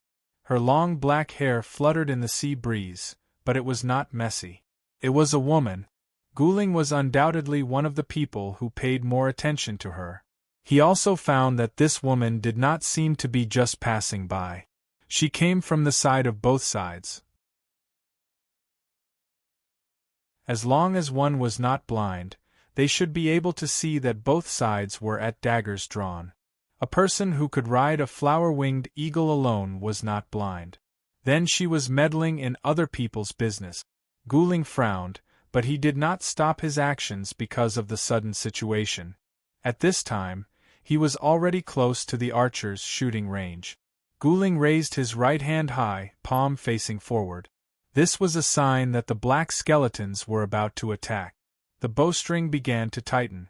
As soon as this hand fell, a dense swarm of spiritual arrows would fly out, turning the people on the Clark into porcupines. The incoming person sped up again. The flower-winged eagle was like an arrow that left the bow, riding the wind and breaking the waves, shooting straight over. Very quickly, it was not far from the main ship, the armored turtle, that Guling was on. Guling did not pay any more attention. Even if this person was an expert, he could not be strong enough to fight against half of the black skeletons. His hand dropped. Seeing that no one could stop this massacre, some of the people on the Clark had even closed their eyes, waiting for their inevitable fate. Even if they hid in their rooms, it would be useless, because there were still a few charm masters in the enemy ranks. They could blow up the houses, but it would be better to die a quick death under the barrage of arrows and magic skills. At this time, 5 enormous blades of light that were more than 10 meters long and as bright as day descended from the sky. They wildly chopped down at the armored turtle. It was so dazzling, but what was shocking was not its extremely beautiful appearance, but the strength of the skill. It was not an exaggeration to say that the spiritual energy contained in such a large blade of light could be described as terrifying. Moreover, the power was filled with an indomitable, unstoppable force. Anyone who saw it would be able to feel this. 7 or 8 meters away, the blade chi that rushed over caused the skin on his face to faintly hurt. Chapter 404. His chest was stuffy, and he couldn't breathe properly. It was as if a mountain was pressing down on his body. The enchantment on the armored tortoise was cut open as fragile as tofu. Along with the powerful aura, there was a faint, soul-stirring cry. It was the cry of the legendary strongest creature on the continent. Gu Ling's experience was the deepest among everyone. She relied on the sharp judgment of an expert. With his sharp judgment, he had already discovered that these sword lights were coming for him. Even as the deputy captain of the Black Skeleton Pirates, Guling couldn't help but break out in a cold sweat. He knew very well that if he took it head-on, the consequences would be very serious, so serious that he didn't dare to imagine it. Therefore, Gu Ling immediately made the wisest decision, to hide. However, other than being strong, the speed of the 5 huge blade auras was also out of proportion to their size. They seemed to be slow, but they were actually very fast. They also contained a powerful sealing ability, like an invisible cage that tightly suppressed the people under the blade auras. No matter how Guling urged his amphibious mount, the 3-tailed spirit raccoon, it couldn't move. It could only let out a desperate cry. The 3-tailed spirit raccoon was a psychic creature. It had accompanied its master through countless life and death battles, so it had a keen sense of death. Therefore, its mournful cry gave Guling a bad premonition. The other Black Skeleton Pirates, including Spirit Imitation Graph, Thousand Manslayer, and the others, could only stand in place. They were shocked by the momentum of this move. The fear hidden deep in their hearts was dug out, suppressing their fierce pirate character. They only dared to look at their leader and didn't dare to help. This battle, which was originally a one-on-one battle, had evolved into a one-on-one battle. Guling gritted his teeth and raised his hand again to the top of his head. His famous weapon, the Dark Moon Spear, had appeared in his palm. Although he knew that it was disadvantageous to fight head-on, he had to use the most stupid method. Darkness shift, Guling shouted. His eyes were red, and all the muscles on his body bulged. He used his berserk body as support to speed up the gathering of his spiritual power. At the same time, the Dark Moon Spear spun at an extremely high speed and disappeared. From afar, there seemed to be a black oval vortex above Guling's head. Knights were a profession with an extremely strong defense, and the power of darkness was a power that could devour almost all other types of spiritual energy. A dark knight with these 2 attributes combined would have an abnormal defensive power. Darkness Transfer was a high-level defensive skill unique to Dark Knights. It had high density, high speed, and high strength. It could negate the power of the enemy's attacks by devouring, transferring, and resisting. It was also the ultimate defensive skill that Gu Ling was proud of. Everyone's eyes were fixed on the 5 bright red blade lights and Gu Ling. At this moment, they had forgotten everything. They only wanted to know the result of this shocking battle. Was it the sharpness of the blade or the toughness of the shield? The expected vigorous resistance seen did not appear. After a flash of red light, the saber light and the vortex disappeared at the same time. Gu Ling sat quietly on her mount as if nothing had happened. This situation lasted for 5 seconds. Just when everyone thought that the saber light and darkness transfer had cancelled each other out, Gu Ling's body silently split from the middle, from head to toe, into 2 halves. Then, the 3-tailed flashing spirit mink under him was also evenly divided into 6 halves. The most shocking thing was not over yet. The shell of the armored tortoise, which was as hard as steel and several meters thick, also split open from the middle. The seawater rushed in and the armored tortoise sank. The pirates on it woke up as if they had just woken up from a dream and fell into the sea in a mess. "We're saved. God bless us. Goddess." The passengers on the huge ship were in a mess. They shouted and shouted as they looked at the battlefield in the distance. It was Leah. Reynolds was overjoyed as he looked at the woman in the distance. That's right, only Leah had such great power. But who is she? Why did she save us? I seem to have seen this woman somewhere before. Leah? She's Leah, the famous Valley Master of Flower Burial Valley. What? Flower Burial Valley? That's right, it's that independent place. It's famous in the entire King's realm. Only she has an exclusive mount, the flower-winged eagle. The black skeleton pirates were defeated and collapsed on their own. Although their collective strength should be able to compete with Leah, they did not have enough courage. This shocking attack had really scared these pirates out of their wits. Even Gu Ling had been defeated. Who could be sure that Leah would not launch another attack like this? No one gambled with their lives. This group of pirates, known as the strongest in the sea, ended in their first operation after returning to the old sea area in fear. Leah stood on the back of the flower-winged eagle and gradually approached the Clark. Everyone on the ship held their breaths as they watched this powerful woman fly towards them. She was like a fairy descending from the sky. If she had not saved them, the entire ship would have sunk to the bottom of the sea. Everyone would have died. At this moment, everyone's eyes were filled with deep reverence as they looked at Leah. They did not even dare to move. The flower-winged eagle slowly flew above the deck and stopped. Its huge wings slowly swayed. Leah jumped down from the flower-winged eagle's back. Her speed was not fast. It seemed that she had used some kind of wind magic. Leah jumped to the ground at a slow speed. She was extremely gentle and did not make a sound. Everyone consciously retreated, leaving a large open space for Leah. They looked at her and did not dare to say a word. Everyone unanimously expressed their respect for Leah in this way. Leah frowned her beautiful eyebrows and looked at the crowd. She saw a familiar person. So, she walked towards him. When she walked in front of Reynolds, Leah revealed a rare smile and said, "Reynolds, you're still alive." Reynolds looked at Leah in front of him, his heart filled with emotions. Leah was the first hero he met when he first came to the King's realm. He had a lot of connections with her. At least, his life was saved by Leah and the treasure she gave him. And the most important thing was that he paid her edito. Reynolds touched his nose and for a moment, tears welled up in his eyes. It had been almost half a year since he came to this world. What he had experienced, he would never experience on Earth. It was this place that allowed him to grow quickly, broaden his horizons, and broaden his mind. Well, I'm still alive.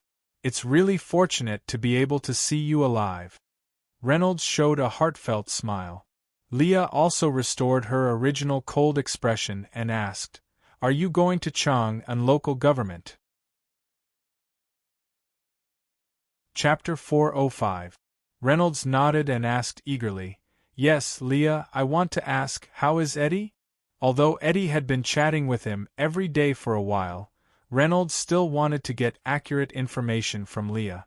Leah thought for a moment, and for the first time, her expression showed a hint of mischief. She said, "You're asking about Eddie after a few sentences. I'm not going to tell you." This time, Reynolds was dumbfounded. Looking at Leah, who was mischievously holding back her laughter, was this still the cold and aloof Leah he remembered? Reynolds rubbed his eyes, not knowing what to say. "Is the captain here?" Leah asked at this time. The rescue this time was just a spur of the moment, or rather, it was not a spur of the moment. Instead, these annoying pirates and sea beasts that made loud noises were blocking her way, so she got rid of them? However, there was an unexpected gain. She met her previous savior, her benefactor, Reynolds. Leah tilted her head. She was not sure what she was really thinking. Well, just take it as a spur of the moment. At this time, a person walked over from the crowd. "Honorable Valley Master Leah," Wang Jianxing replied, flattered. He crossed his hands in front of his chest and performed the most important salute at sea before saying, "I am the captain of this ship, Wang Jianxing. On behalf of all the guests on the ship, I sincerely thank you for your rescue." Although he did not know why Leah would help, he did not dare to ask. However, he didn't dare to ask. In front of an expert, he only had the right to answer. Moreover, he looked at the beautiful woman in front of him. She seemed to have a compelling temperament, which was completely incomparable to ordinary people. Wang Jianxing sighed. He had never met such a beautiful woman in his life. Leah nodded slightly and said, "Well, it's nothing." After saying that, she tilted her head again, as if thinking about something. This action in front of Reynolds was really cute, full of a kind of contrast cuteness. Leah pointed at Reynolds and said, "Come with me, I have something to say to you." After saying that, she walked toward the cabin in the distance. Reynolds was startled and hurriedly followed. At this time, all the people on the deck who were rescued were talking. "This woman is so beautiful. Rumor has it that no one has ever seen the true face of the Flower Burial Valley's Valley Master. Who would have thought that he would have such a peerless appearance? Look at that woman in my house. Damn it, alas. Ha ha ha, it's better if you don't have such crooked thoughts.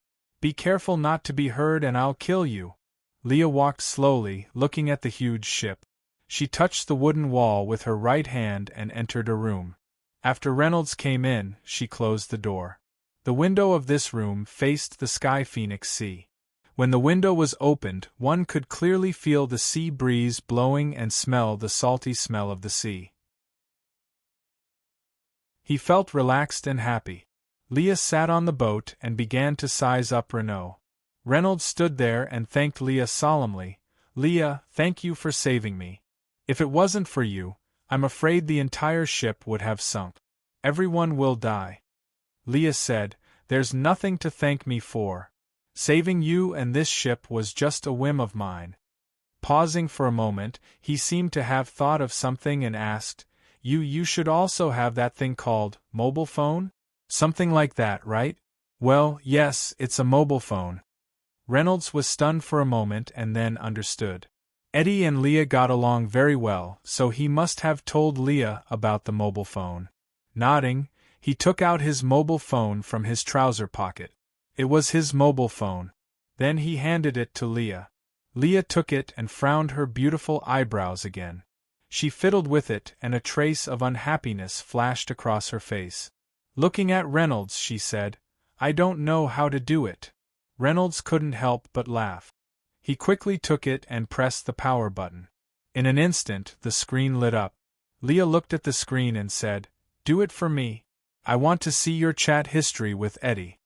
Reynolds simply sat beside Leah, opened WeChat, and clicked on the chat interface with warm wine and hot eyebrows. The content of the chat was still what he said a few days ago. Recently, he didn't say anything. He just wanted to hurry to Chang an academy and see Eddie's appearance. He was really worried about her. "Aaron, I'm going to Chong an academy. Aaron, I want to protect you. I must let us return to the original world. Aaron, I don't know how you are. I'm really worried about you. Leah casually flipped through the chat history and then looked at Reynolds with kindness in her eyes. She said, Eddie is a lovely child. You must treat her well. Reynolds nodded and said, Of course. Leah, you can understand. Lin Ling and I, in this world, we are the only people who depend on each other. Leah showed a satisfied expression and returned the phone to Reynolds. She said, Lin Ling told me a lot of stories about your world. There are tall buildings, cars, trains, mobile phones, games, King of Glory? Well, it seems that I am a character in the game King of Glory. I'm inexplicably unhappy. Reynolds nodded carefully and looked at Leah. He didn't expect her to be so receptive to new things. Lin Ling must have brainwashed Leah a lot. Well, what is the universe? Is the king's realm also included in the universe? Is your Earth also a world in the universe? Leah began to ask again. I can't explain it clearly. Or rather, the world I'm in still can't explain it clearly. Reynolds replied. This was true. No matter how advanced Earth's technology was, it was impossible to know the truth of the universe. At least, for now, it was impossible. Leah sighed. As expected, you don't know either. Lin Ling also said the same thing. Hearing about Lin Ling, Reynolds asked again, Leah, is Lin Ling okay? Is she getting along well with you? Very well. You can rest assured about this. Nothing will happen to Ling. She is now at Chong an academy and has started another journey. Reynolds was a little anxious and asked, Then why did she ignore me when I sent her a message? Leah was silent for a while and said, Well, you will have to find out by yourself. Reynolds was silent and put the phone away. Tell me, now that there are wars everywhere on the continent, how did you survive such a chaotic world? Leah looked at Reynolds with interest and asked. Reynolds didn't hide anything and started to talk about all his adventures and all the people he knew after he separated from Leah. Leah's beautiful eyes were fixed on Reynolds as she listened to him talk about his experiences. After a while, Leah said, What a lucky man. Reynolds smiled bitterly and said, Yes, thinking about it carefully, it is really a miracle that I survived. Chapter 406. Leah thought for a moment, then extended her hand to Reynolds and said, Give me the fishbowl sword. Reynolds was stunned, then immediately understood. He took out the fishbowl sword from the Apocalypse bracelet and handed it to Leah. Leah took it and played with it a few times, gently stroking it. She looked at Reynolds' bracelet and asked, You said you don't know where this bracelet came from? Yes, it's very strange. I was ambushed and didn't die after a sword pierced my chest. It was all because of this bracelet, Reynolds said, trying hard to recall his past adventures. Just a few days ago, I heard from Lady Black Scorpion that this was something from the sanctuary. Reynolds carefully considered his words, hesitated, and still did not tell Leah about the underworld in the bracelet. Living in the other world for a long time made Reynolds more cautious. He could not trust anyone, and should be somewhat suspicious and vigilant of everyone. Leah fell into deep thought and muttered to herself, Lady Black Scorpion. Reynolds looked at Leah and carefully continued, She also said that if I could meet you, she wanted me to tell you that she had let it go. Leah was silent. She looked at Reynolds and said, I'm afraid Lady Black Scorpion still doesn't know that the Flower Burial Valley has changed owners. Reynolds did not say anything more. The more he spoke, the more likely he would make mistakes. Who knew if he said something wrong that would make Leah unhappy and bring a fatal disaster to himself? Anyway, he had already delivered Lady Black Scorpion's last wish. Just as the two were chatting, there was a knock on the door. Reynolds opened the door, and outside was Captain Wang Jianxing. He had a reserved and fearful look on his face, as if he was uneasy about interrupting the conversation between Leah and Reynolds, but he still said, I'm very sorry to disturb you two. I want to inform you that the pirates on the sea are about to escape. Valley Master Leah, Mr. Reynolds, what do you two mean? Hearing Wang Jianxing's words, it seemed that he was begging Leah to kill all the pirate. And the strength that Leah had displayed was enough to eliminate them completely. There was no doubt about this. People on the sea were most afraid of encountering pirate. Now that there was such a strong person overseeing, naturally he would beg. How could Leah not understand Wang Jianxing's purpose? She sneered and said, I can save you on a whim, but I can also cut you into pieces on a whim. Cold sweat broke out on Wang Jianxing's face. At this moment, he hurriedly bowed and apologized. I'm very sorry, Valley Master Leah. I spoke too much. Pram. Hearing Leah's ice-cold voice, Wang Jianxing hurriedly closed the door and escaped. Reynolds looked at Leah and felt her imposing aura. He was full of admiration. Amazing, your power is almost on par with Athena's. So far, the only powerful people Reynolds had met were Athena, Bai Qi, Marshal Zero, Su Lai, and Leah. Reynolds had witnessed the strength of these people with his own eyes. However, when Leah heard Reynolds's words, her expression immediately changed. She looked at Reynolds coldly and asked, What did you say? Are you saying that my strength is inferior to that woman's? Reynolds looked at Leah's murderous gaze and immediately reacted. He hurriedly explained, That's not what I meant. I'm saying that you're very strong in the world. Leah snorted and said, You're quite lucky with women. You've done many things with Athena. Reynolds sighed and said, No. If you dare to find another woman besides Lin Ling, I'll throw you into the peach blossom burial. Absolutely not. Reynolds looked at Leah's threatening gaze and was somewhat happy. From her words, he knew that Lin Ling had not forgotten him with the passage of time. It seemed that Lin Ling had been talking to Leah about him and the things on earth every day. And Leah seemed to not be so ruthless to him because of Lin Ling. Leah handed the Yuchang sword to Reynolds. Reynolds said curiously, This is yours. Don't you want it? Leah said, This sword is the key to the Flower Burial Valley. Keep it and bring Lin Ling back to the Flower Burial Valley in the future. Reynolds nodded and felt a surge of warmth in his heart. Hurry to Chang an academy and protect Lin Ling. I'm leaving. After saying this, Leah walked out of the room and stepped onto the back of the flower-winged eagle under everyone's respectful gazes. She looked back at Reynolds and urged the flower-winged eagle to fly into the sky. In a few blinks of an eye, she was nowhere to be seen. Leah rode the flower-winged eagle like a fairy flying with the wind. Reynolds watched the flower-winged eagle flap its huge wings and fly higher and higher. He sat on the bed and looked at her back through the window. Then he also walked out of the room. Leah left just like that. It was a shocking sight. She saved his life again, and also saved the fate of the entire liner from being destroyed. Fortunately, Lin Ling and Leah got along better than he had expected.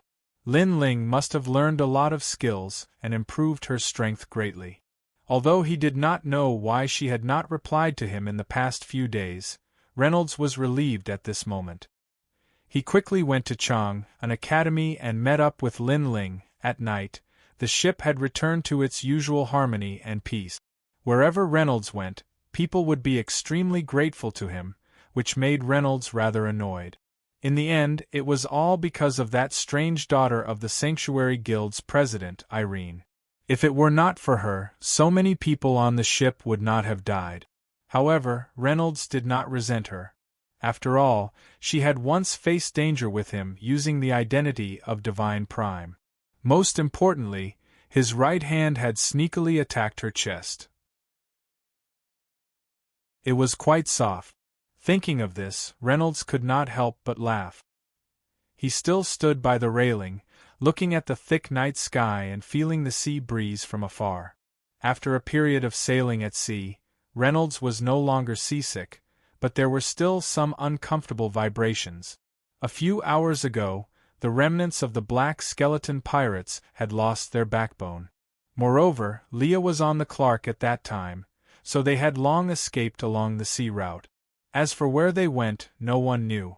Captain Wang Jianxing also increased the speed of the voyage. It was estimated that they would reach the first capital of the Tang dynasty tomorrow night, Chang'an. One thing that Reynolds was more concerned about was that Irene had disappeared long after Leah arrived. She might have escaped on some underwater magical beast. What a clever little thing, Reynolds muttered to himself. At this moment, Captain Wang Jianxing walked over and said, "Dear Mr. Reynolds, it's time for dinner. Please eat." Reynolds nodded and walked into the cabin. Chapter 407. After experiencing the test of life and death, everyone's faces were filled with joy. Reynolds found a corner and sat down. Soon, someone brought over a large tray. On the tray were barbecued meat, fruit, wine, bread, and broccoli.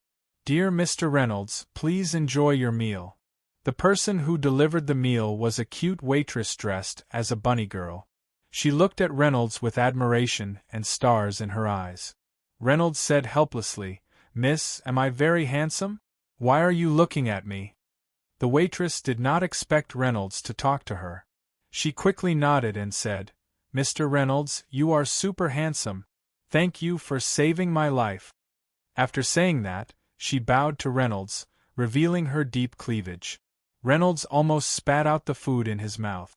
He looked at the girl, waved his hand, and said to her, Okay, I agree. I'll call you if I need anything. I won't be able to eat when a cute girl like you is looking at me." Looking at the girl who walked away, Reynolds shook his head and began to eat. After eating, he went back to his cabin to sleep. When he woke up, he would be in Chang'an. Emergency announcement. Emergency announcement. Miss Irene, the daughter of the president of the Sanctuary Capital Guild, who is known as the Genius Magical Girl, disappeared 3 days ago and has not been seen since. Anyone who knows her whereabouts and provides useful information will receive a generous reward from the Sanctuary Guild of Magic. Emergency announcement. Emergency announcement. Miss Irene, the daughter of the president of the Sanctuary Capital Guild, who is known as the Genius Magical Girl, disappeared 3 days ago and has not been seen since. Anyone who knows her whereabouts and provides useful information will receive a generous reward from the Sanctuary Guild of Magic. The magic mirror in the restaurant broadcasted this news more than 10 times in a row. Reynolds frowned as he listened to the news in the mirror. He was a little concerned. Irene, wasn't she Tianyuan who faced danger with him a few hours ago? Reynolds took out the map and looked for the location of the sanctuary.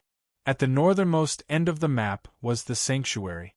The sanctuary was the holy land of the king's realm.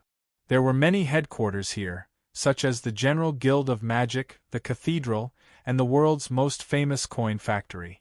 In other words, the basic currencies of this world were crystal coins, gold coins, silver coins, and copper coins. All of them came from the sanctuary. It was no exaggeration to say that the sacred region was the richest place in the world. It seemed like Aaron had a strong background. As for why he suddenly disappeared and ran away from home? Or was it because of the marriage between the two families? The affairs of the rich and powerful had nothing to do with Reynolds. In the end, Aaron and Reynolds were just strangers who met by chance. She might never see him again. However, she had said before that she was going to the Chang'an Academy. He might see her there. After finishing his meal, Reynolds returned to his cabin. As the windows were open, the sea breeze blew into the room, making it incomparably cool. Closing the window, Reynolds threw himself onto the bed and let out a long sigh. Chang'an Academy? Here I am. The next day, a long whine of a giant whale woke Reynolds up. The deep-sea giant whale carried the Clark and arrived at Chang'an's pier at dawn. Have we arrived? Reynolds's sleepiness was instantly gone. He immediately rushed out of the door and ran to the railing to take a look. In the distance there was a continuous stretch of houses. The buildings were neatly arranged in picturesque disorder. The densely packed buildings, the people coming and going, as well as the Earth Dragon carriages that were speeding to and fro. It showed the prosperity and charm of the metropolis. Reynolds followed the crowded passengers down the ship. Looking at the unfamiliar and prosperous city, his heart was filled with emotions. It was really too big. Even the magic city on Earth paled in comparison. Huge magic mirrors could be found everywhere, displaying all kinds of information and advertisement. Reynolds was dazzled. It seemed that no matter which world he was in, it was similar. Emergency announcement. Emergency announcement. The daughter of the president of the Sanctuary Capital Guild, Miss Erin, who is known as the Genius Magical Girl, went missing 3 days ago. No one has seen her until now. Anyone who knows her whereabouts and provides useful information will be rewarded handsomely by the Sanctuary Guild. Renaud was sitting on an earthen dragon chariot when he heard the announcement again. The coachman said with a yearning look, "I really don't understand those rich people. They don't want to be the daughter of a noble family. Why do they have to go missing?" Reynolds smiled and said, "Yes, there is something wrong with their heads." Lying in the dormitory of Randolph Academy's Martial Arts College, Erin's mood was as happy as a bird that was just released from its cage. Finally, she could get rid of those annoying elders in the guild. Apart from her parents, there were a bunch of grandfathers, grandmothers, uncles, aunts, and even old servants. There were dozens of senior members in the guild. They took turns to talk to her almost every day. Erin was so depressed that her endocrine system almost went out of control. Although she had learned a lot from the forced indoctrination and had achieved much more than her peers, a young girl like Erin was in the rebellious period. What she desired more was her own freedom. The guild had almost paved the way for her life, just waiting for her to step on it. Erin felt like she was a puppet at the mercy of others. It was really unbearable. Therefore, when she was about to accept the guild's appointment to marry the son of another big guild, she secretly ran away in the middle of the night. When she thought of the son of the man she was going to marry, oh my God! He was extremely ugly. He was also extremely fat. For some reason, his face was covered with disgusting pimples. A person with endocrine system like this must be extremely wretched. Maybe he would do something disgusting in his room every day. The dean of this academy was a famous warrior in the Empire, Randolph. He had contributed a lot to the Empire during the Demon Seed Rebellion years ago. After that, he spontaneously petitioned the Empire to build an academy to nurture talents who could protect the Empire. In this way, Randolph College had a history of about 50 years. As Randolph grew older, he gradually lost his ability to run the college. Therefore, he specially invited Angela, a powerhouse in the North End Holy Realm, to be the honorary president of the college. However, Randolph was a powerful warrior who only knew how to train hard. His tradition was that only young people would be motivated by competition. In order to maintain a sense of urgency, all the high and low-level dorms had to have at least one or more classmates living with them. This was the reason why Erin was frustrated. She was now a boy. Chapter 408. If they saw Erin's face now, they wouldn't be able to tell that she was the genius which everyone in the Empire was familiar with. It was a man's face. Although it was handsome, no one would doubt her gender. It wasn't so easy to see through a person's disguise. This was a very advanced skill. The Transfiguration user could create a thin film of mana on their face, making them look like another person. This skill that she had secretly trained was the trump card that allowed Irene to escape from the Heavenly Network. She was an extremely intelligent girl. If she were to disguise herself as a boy, no one would think that she was the famous Erin. It was wishful thinking. Unfortunately, Erin didn't take into account two things. The competition in the academy meant that even the best dorms had to be shared by two people. But she was still a girl. It would be inconvenient for her to share a room with a boy. The other thing was that on the Karagal she was on a few days ago, she was assaulted by a stinking brat called Renault. Don't let this lady see you again. But all in all, Erin was still in a good mood. Freedom was good, the sea was wide and the sky was wide. The testers were really stupid. All she did was slightly suppress the flow of magic, and they couldn't tell that she was a wizard. The wooden bed she was on was very hard. It couldn't compare to the soft bed at home. But it did give Erin a sense of novelty. She was no longer the high and mighty daughter of the city lord, the little princess loved by everyone in the guild. The life of a commoner was really blissful. If other commoners knew what she was thinking, they would definitely call her a pervert. Gotcha. The sound of a key turning came from the bronze lock outside. Erin thought to herself, her roommate. She immediately got up and ran to the living room. Now, her only hope was that her roommate, who was going to live with her for a long time, was a good-tempered, decent, and well-behaved boy. If that was the case, her life would be better. The door was pushed open. A boy who looked to be about 18 or 19 years old walked in. He wasn't handsome, but he was very pleasing to the eye. He lowered his head and frowned, as if he was thinking about something.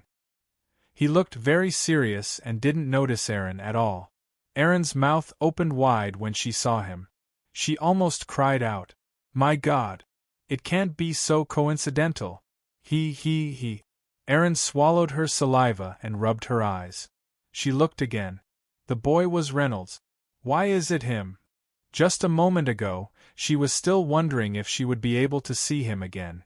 Who would have thought that he would appear in the next moment? Erin suddenly wanted to slap herself. Who told you to have a cheap mouth? Who told you to have a cheap mouth? Fortunately, Erin was proficient in the art of disguise. This time, her appearance wasn't that of Tian Yuan on the Karagal, but a different, delicate face. No one could recognize him. Irene thought for a moment and decided to pretend that she didn't know him to avoid being seen through. Then, she took the initiative to greet him. "Brother, what are you thinking about? Why are you so lost in thought?" Irene's erudition came in handy. She had altered the frequency of her voice with a sound mimicry spell. Although her voice was a little sharp, it was still recognizable as a boy. The boy who was deep in thought raised his head. "Contrary to his petrified appearance just now," he said with some emotion, "I'm thinking our academy really has a lot of beauties, especially the last one I saw. That figure, TSK, it's really too lewd." Such a person was naturally Reynolds. After riding the Earth Dragon carriage for 8 hours, they finally arrived at Chang, an academy in the southern part of the city. During the registration, there was no new test like what Lin Ling had said about killing each other. Due to his purifying physique, Reynolds finished the registration very quickly. This made Reynolds feel very strange. He strolled around the academy while asking for news about Lin Ling. Then, Reynolds came to the dormitory. Erin's smile froze on her face. Her jaw almost dropped. She was right, this wretched guy. This bastard who touched her breasts. Nothing good comes out of a dog's mouth. But could this be the way men communicate with each other? Reynolds was very pleased to hear her say this. This was how he communicated with his brothers and friends. He had never stayed in a dormitory before on Earth. This was his first time staying here. It seemed that he got along quite well with this brother of his. At least, they were both emotional people. "Brother, you're also in the martial arts class?" Erin nodded. In fact, as a genius magician, Erin's martial arts skills were also very high. It was just that her amazing magic talent covered it up. Reynolds laughed. "That's great. We're in the same dormitory. It's fate that we met. How should I address you?" "Shijun." This was the name Erin had made up long ago. "I'm Reynolds." Reynolds also introduced himself briefly, and then looked at her from head to toe. Erin felt her scalp go numb. Was there a flaw in her flawless disguise? Fortunately, her guess was not correct. Reynolds frowned and said, "Brother Shijun, I say you're too thin. Is losing weight popular here now? When we have time tonight, I'll treat you to a good meal. Erin's body was originally female, which was also something that could not be changed by disguise. Therefore, she was much slimmer than the average man. Erin even wore loose clothes, but unexpectedly, it still could not achieve the effect of completely covering her body. She hurriedly nodded. Okay. Thank you. Reynolds waved and smiled. He muttered to himself, "It's a little strange. Your chest muscles are quite developed." He reached out and patted it. Erin could not accept this no matter what. She hurriedly covered her chest with her hand and dodged to the side. She was secretly annoyed at herself for being so big. Even if she tied it tightly with cloth, it would still bulge. Reynolds scratched his head and said embarrassedly, Sorry brother Shijun. I was rude." No matter how rebellious Erin was, she was still a young girl. She was so embarrassed that she wanted to find a hole to hide in. "You touched me once on the Karagal, and now you dare to do it again? But I can't do anything, or my identity will be exposed." It seemed that the interaction between boys wasn't that simple. Reynolds opened the window. There were many new students outside, walking into the academy one after another. Reynolds sighed. This academy is a paradise in another world. Compared to the schools in my world, it's heaven and hell at the same time. Chapter 409. Listening to Reynolds's strange words, Erin wanted to cry but no tears came out. She had a strong premonition that her nightmare seemed to have started from this moment. Chong and Academy's life was similar to Reynolds's high school on Earth. On this morning, they gathered at the Academy's auditorium and were lectured by the Academy's founder, Dean Randolph. Reynolds also met the great hero who protected the Tang dynasty during the Continental War, Dean Randolph. To his disappointment, Randolph didn't shine as brightly as he had imagined. Randolph looked like an ordinary old man. He could smash a bunch of people in the crowd with a brick. Reynolds felt like he was a janitor on Earth. Even those old grandpas who collected garbage were more eye-catching than him. Also, he had a straight face. From the beginning to the end, he didn't show any emotions. He didn't even frown. If he didn't know how to speak, Reynolds would have thought that he was a stone. Dean Randolph's reputation of being rigid and dull was indeed well-deserved. The other freshmen didn't feel anything special about Randolph's speech.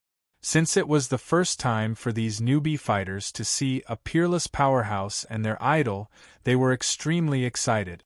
Even though Randolph's speech was ordinary, they still applauded loudly. Only Reynolds, who thought that he was bored, yawned. Back on Earth, he had already heard his teacher ramble on endlessly. It was nothing more than studying hard and making progress every day or something like that. Reynolds secretly took out his phone and looked at his WeChat message. He found that Lin Ling still hadn't replied to him. What a headache. What exactly happened? When Reynolds first came to the academy yesterday, he asked around for Lin Ling's whereabouts.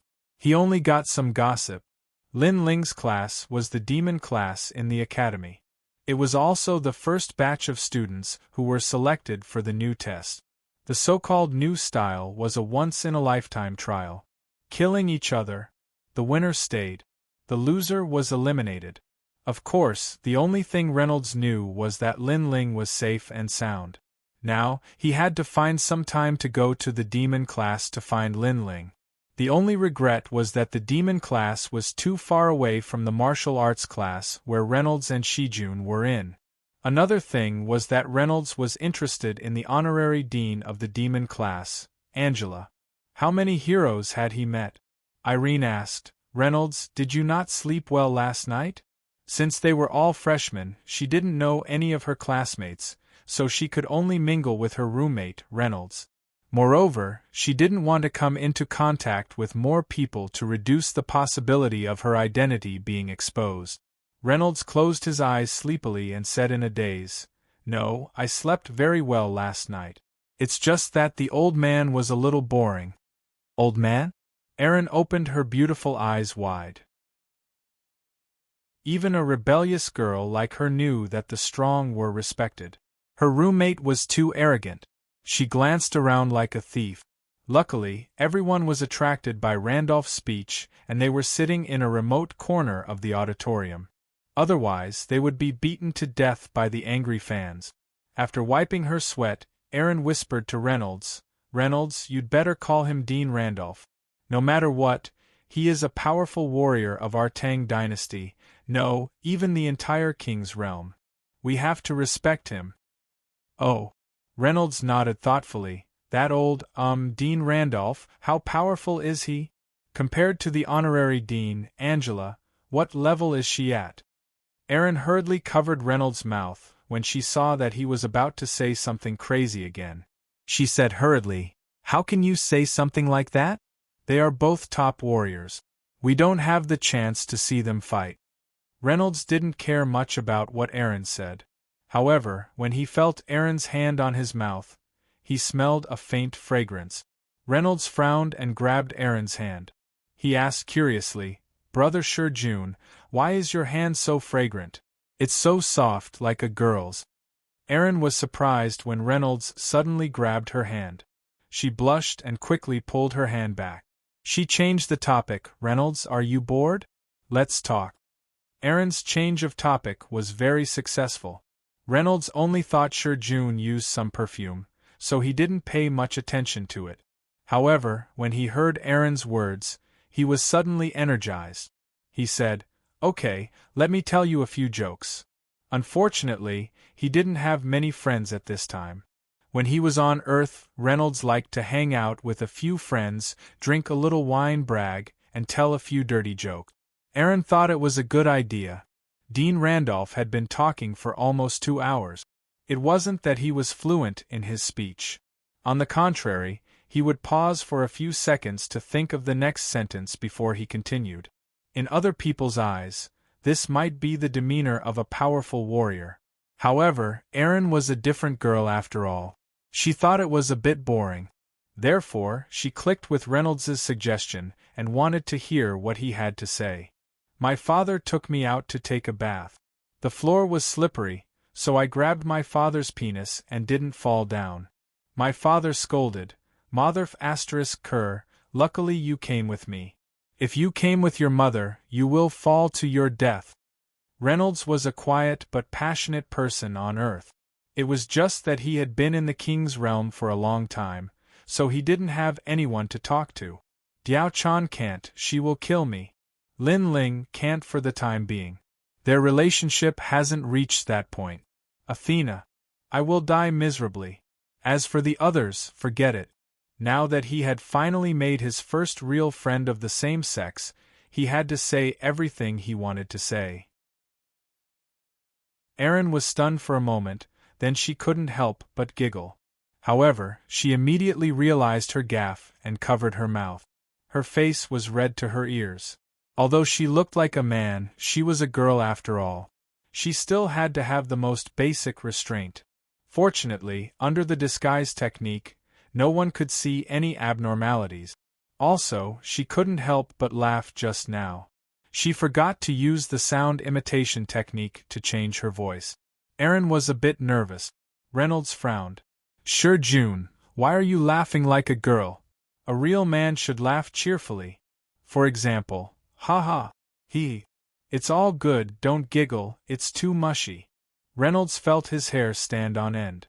At the same time, he doubted whether his brother June was the same. Seeing that he didn't notice, Erin breathed a sigh of relief and quickly said, Yes, you are right.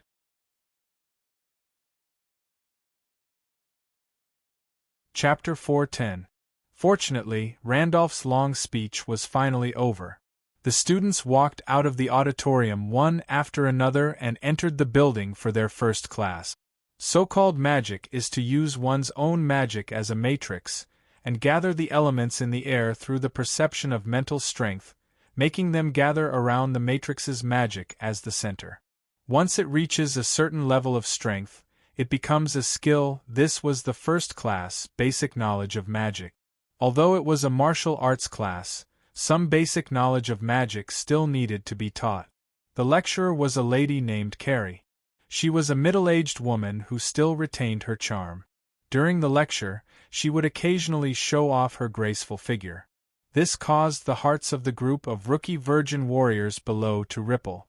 Their attention was more focused on her coquettish gestures. Reynolds listened with great interest. After all, it was his first time teaching in a world like this. The content was very novel and interesting. It seemed that from the beginning, he had simply thought that this was a world related to Kings of Glory. However, its structure and settings seemed to be slowly expanding, and the new world was becoming clearer and clearer. After living here for a few months, Reynolds was more willing to admit that this was a brand new world that had nothing to do with Kings of Glory. As for Erin, she was a girl after all. Of course, she was unmoved. She carefully analyzed whether Lecturer Carey's lecture was correct or not. Apart from her talent, she liked to ask questions instead of blindly absorbing information. This was one of the reasons why Erin's magic level improved so quickly. This was because this class required a nimble mind to manipulate complex elements. Although Lecturer Carey's lecture was not wrong, Erin still felt that it was not thorough enough. This was inevitable. Erin's sanctuary-level family was originally a family of magic. Her elders were all teaching her without holding anything back. Naturally, she was much better than an ordinary lecturer. However, Erin did not have much contact with the outside world and did not understand this. She only felt that Lecturer Carey's lecture was not very good, so she wanted to ask for others' opinions. Of course, since she only knew one person since she came to the academy, she could only ask for help from her roommate, Reynolds, who was listening to the lecture with great interest. But his gaze seemed to be the same as those rookie virgin warriors. Most of them were looking at certain parts of Miss Carey's body. Erin poked Reynolds' waist. Reynolds turned around and whispered, "What's wrong, Shi-Jun? We have to pay attention in class. Do you want to hear a joke?" "Not now." Irene thought to herself, "How are you listening to the lecture? You're clearly fantasizing about the teacher." However, he still said, "Reynolds, we also need to discuss problems occasionally in class to increase our activity. By the way, what do you think of Miss Carey?" Reynolds clicked his tongue and rubbed his chin. He pondered for a while and said, "She's quite coquettish. I wonder if she'll have an affair behind her husband's back. If she was on Earth, she would probably look like a celebrity with the surname Yang." Erin almost fainted. "What I mean is, how was her lecture? What are you thinking?" "Reynolds, we can't be so disrespectful to our teacher." She felt that her roommate's thoughts were too imaginative. Could it be that all boys were like this? Terrifying. "Oh, you're talking about that. Make it clear." Reynolds didn't realize his mistake and instead made a false accusation. Erin almost couldn't catch her breath. "Brother, other than you, who else would understand other things?" Reynolds said casually, "SOSO, it's just SOSO. It's just that the content of the lecture is a little novel. Speaking of which, her figure and skin are quite well maintained. It's quite rare for someone her age." Seeing that he returned to the topic after a few sentences, Erin simply shut her mouth. It was very difficult to communicate with a man and with Reynolds. Renaud glanced at Irene and a smile appeared on his face.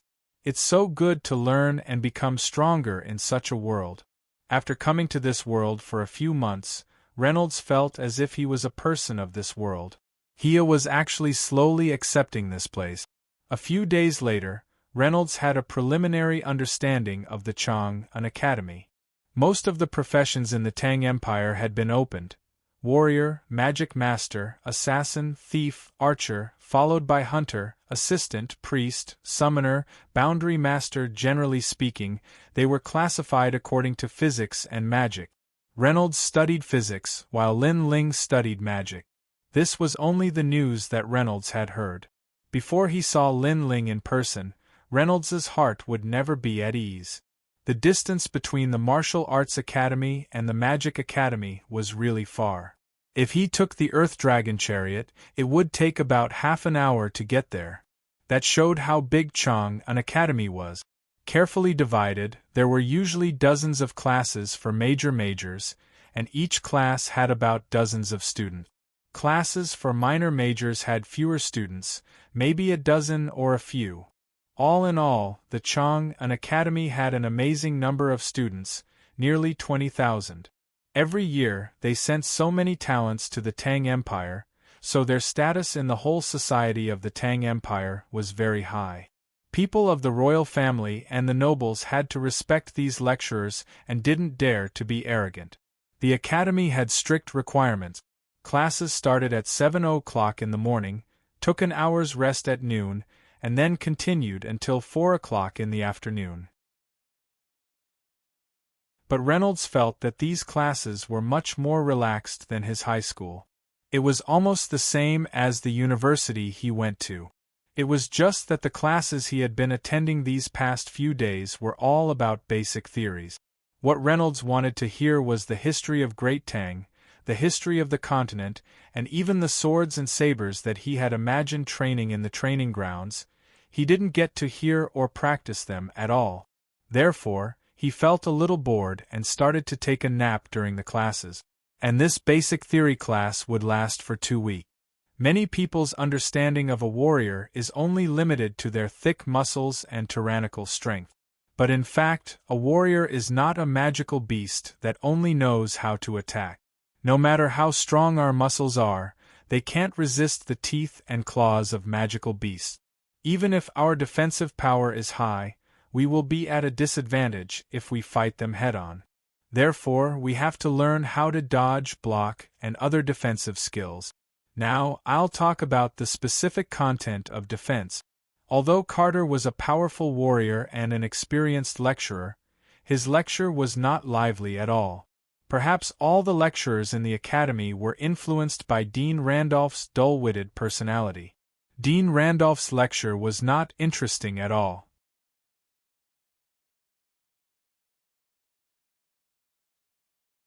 Chapter 4:11. However, there was no doubt that he was a selfless lecturer. He would try his best to answer every question that came his way. Therefore, none of the students would miss this opportunity. They were all very serious in class. It was a pity that Reynolds, who found this theory boring, was still drowsy. It was just a theory. He could just listen to it casually. There was no need to digest this boring knowledge. Therefore, it didn't take long for him to fall asleep on the table. Feeling a bone-chilling cold on his head, Reynolds, who had dreamed of some strange things, woke up with a start. He raised his head with a blank expression and was about to ask something. Suddenly, he remembered that he was in a classroom in Tang Dynasty's Chang, an academy. It was a familiar scene. However, the blackboard had been replaced by a magic mirror, and the chalk had been replaced by an ice ball. The lecturer, Carter, was standing on the podium. He was so angry that his beard was blowing and his eyes were glaring. His palm was still open, and his palm was facing Reynolds. Naturally, he was the one who threw the ice ball. Irene looked helpless. She had already poked Reynolds's waist several times when she saw that the situation was not good.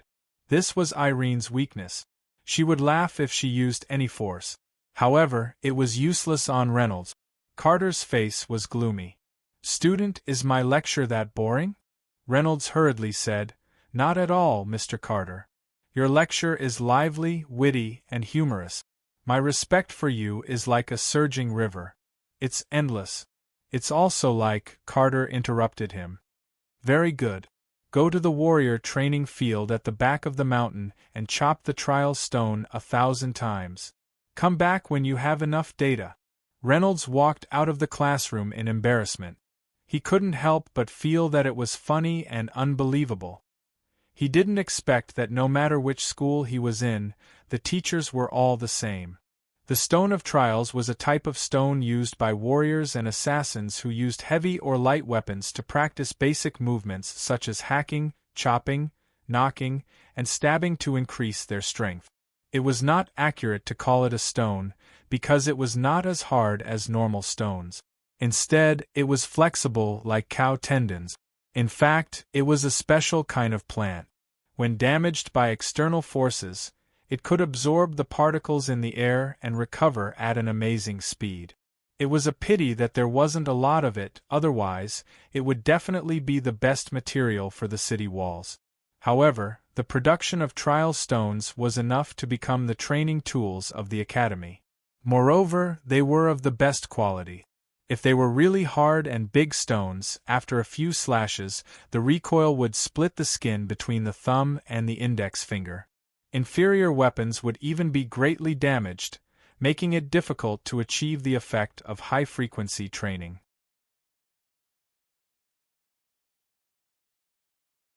Another benefit of the Stone of Trials was that the feeling of the weapons clashing against it was similar to that of many magical beasts and humans. This would allow the martial artist to be fully mentally prepared when they set foot on the battlefield in the future. However, even if it was a flexible object, it was not an easy task to cut it thousands of times. Furthermore, he could not be lazy. This was because the Academy's trial stone had a built-in recording device. If he cut the stone, the data would be recorded. However, when his strength reached a certain level, the number of cuts recorded would increase. It was not something that could be done just by fooling around. All records would be automatically cleared after the tester took out the datasheet, leaving it for future testers to continue practicing. In addition, during the practice period, the frequency of every 10 minutes could not be lower than a certain value. Otherwise, the data would also be cleared, and it would not be possible to divide the time to complete it. The cultivation of perseverance and willpower required a spurt of energy. This was especially true when magical beasts attacked cities or when foreign countries were in conflict. Occupations such as warriors and knights had to stand at the forefront to resist the tide of magical beasts and armies. Sometimes it was simply impossible to stop and take a breather. The academy often used the trial stones to arrange training tasks for the students. There was no need for the instructors to personally supervise them. Instead, the students themselves had to hand in the datasheet. Generally speaking, it was a rare opportunity to study in the academy. Almost everyone would work hard and never be lazy. They would strive to absorb as much knowledge as possible before graduation and embark on the path of the strong. The trial stones were usually used during the practical class, but today was an exception. This was because the academy was currently only at the theory class stage for freshmen. However, there was one more person in the freshmen's trial field. This was a large field with an area of 3,000 square meters, but there was only one person because it was class time. A few days later, Reynolds had a preliminary understanding of the Chang, an academy. Most of the professions in the Tang Empire had been opened: warrior, magic master, assassin, thief, archer, followed by hunter, assistant, priest, summoner, boundary master. Generally speaking, they were classified according to physics and magic. Reynolds studied physics, while Lin Ling studied magic. This was just the information Reynolds had heard. Before he saw Lin Ling in person, Reynolds would not be relieved. The distance between the martial arts class and the magic class was really far. If one took the Earth Dragon carriage, it would take about half an hour to drive there. This showed how large the Chang, an academy, was. In detail, there were usually dozens of classes for majors, and each class had about a dozen students. Classes for minor majors had fewer students, and it was possible to have a dozen or even a few students. All in all, the Chang, an academy, had an astonishing number of students, nearly 20,000. Every year, they sent so many talents to the Tang Empire, so their status in the whole society of the Tang Empire was very high. People of the royal family and the nobles had to respect these lecturers and did not dare to be arrogant. The requirements of the academy were very strict. Classes started at 7 in the morning, took an hour's rest at noon, and then continued until about 4 in the afternoon. However, Reynolds felt that these classes were much more relaxed than his high school. It was similar to the university he attended. It was just that the classes he had been attending these past few days were all about basic theories. What Reynolds wanted to hear was the history of Great Tang, the history of the continent, and even the swords and sabers that he had imagined training in the training grounds. He didn't get to hear or practice them at all. Therefore, he inevitably felt a little bored and began to selectively doze off in class. And these basic theory classes would last for 2 weeks. Many people's understanding of warriors stops at their thick muscles and tyrannical strength. But in fact, warriors are not magic beasts who only know how to attack. No matter how strong our muscles are, it is difficult to resist the teeth and claws of magic beasts. Even if our defensive power is high, we will be at a disadvantage if we fight head-on. Therefore, we must learn how to dodge, block, and other defensive skills. Now, I will talk about the specific content of defense.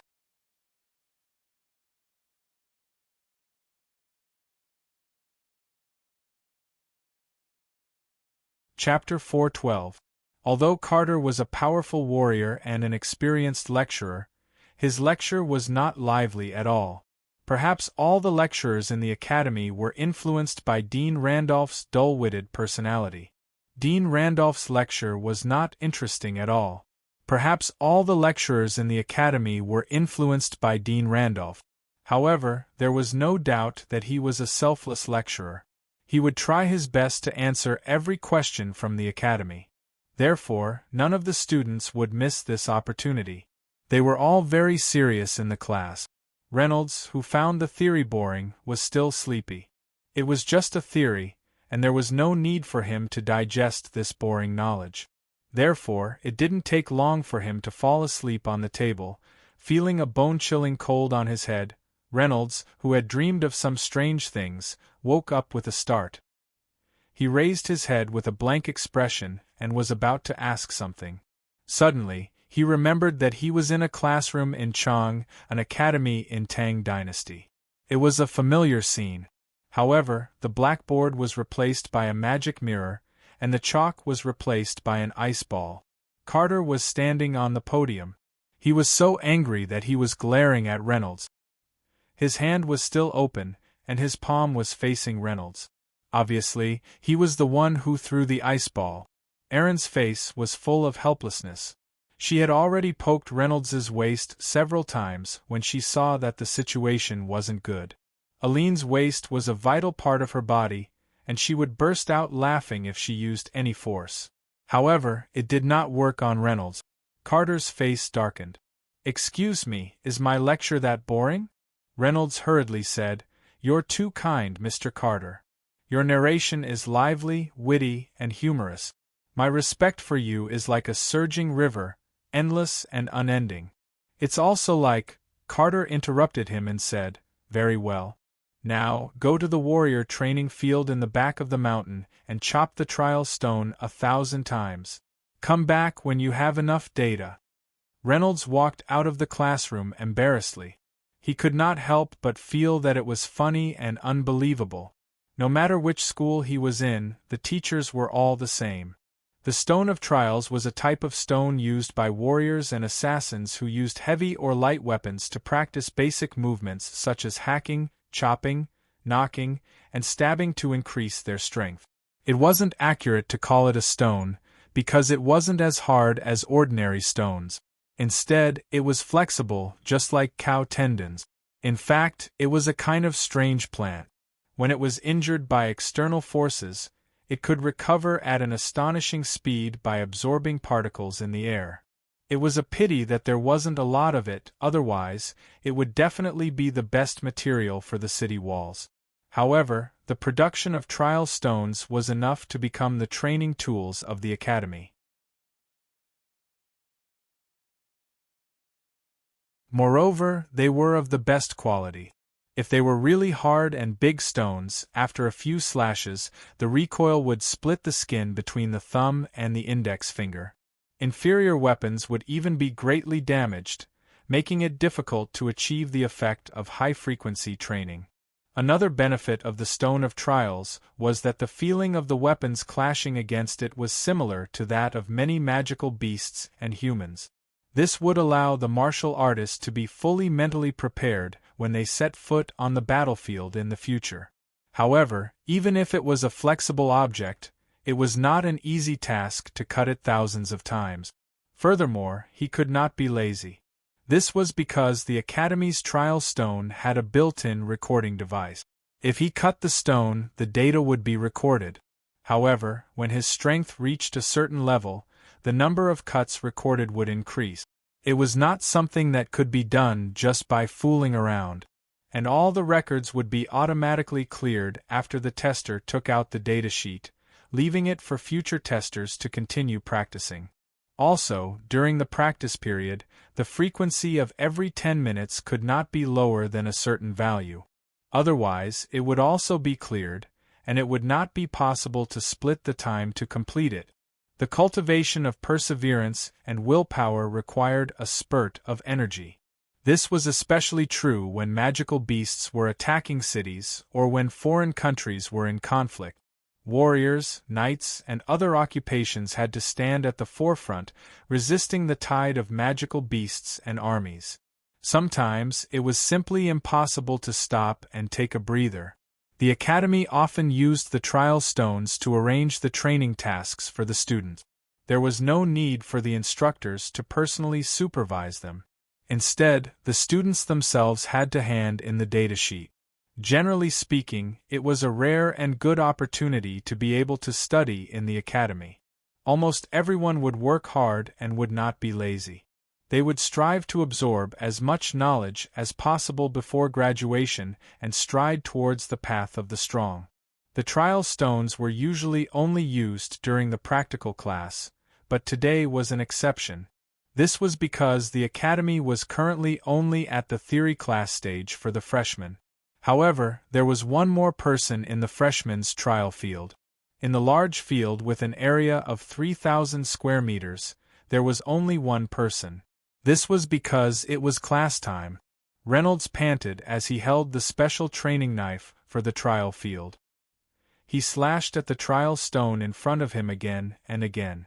805,806,807,808.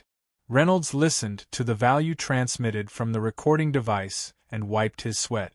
His arm was completely numb, and even lifting it was a bit of a problem. He was still a little short of the 1,000 that the old fellow Carter had requested. In fact, the freshman's task was usually around 500. However, Carter's requirements were strict, and he was a little harsh on this freshman who dared to sleep in his class. At the same time, it served as an example to others. Reynolds used all his strength to slash at the stone, but he could only cut it as deep as a thumb. Then, the trial stone would return to normal soon after. This made Reynolds feel very defeated. Finally, he could not help but sit on the ground. However, his butt had not even warmed up yet. Beep beep beep beep. The recording device in the trial stone issued a warning, reminding the tester that the frequency of 10 minutes was too low. If he did not work hard, he might not be able to meet the requirement. Instead, he would be forcefully cleared, and all his previous efforts would be wasted. Reynolds helplessly picked up the large knife prepared by the trial field. He imagined the trial stone to be Carter's hateful face that had embarrassed him. His strength grew again, and he used all his strength to slash at the stone. It was not because Reynolds's physical strength was too weak, but because Reynolds had never intended to use Levi's strength to carry out the trial. After having a taste of using his ordinary strength to slash at the trial stone, Reynolds felt that his whole body was about to fall apart. Fortunately, Reynolds discovered that he did not know why, but after coming to the king's realm, his physique seemed to have become better and better. For example, this punishment of 1,000 slashes. If it was in the past, he might not even be able to finish 100 slashes before his physical strength was overdrawn. Huff huff. When Reynolds held the value of 1,000, he was so tired that he directly laid down on the trial field. His whole body seemed to have fallen apart, and he did not want to get up. He just wanted to sleep like this. So tired. Reynolds let out a loud roar as if he was venting. He took out a bottle of ice-cold biling from his apocalypse bracelet and drank it all in one go. Drinking happy water after exercising was really too refreshing.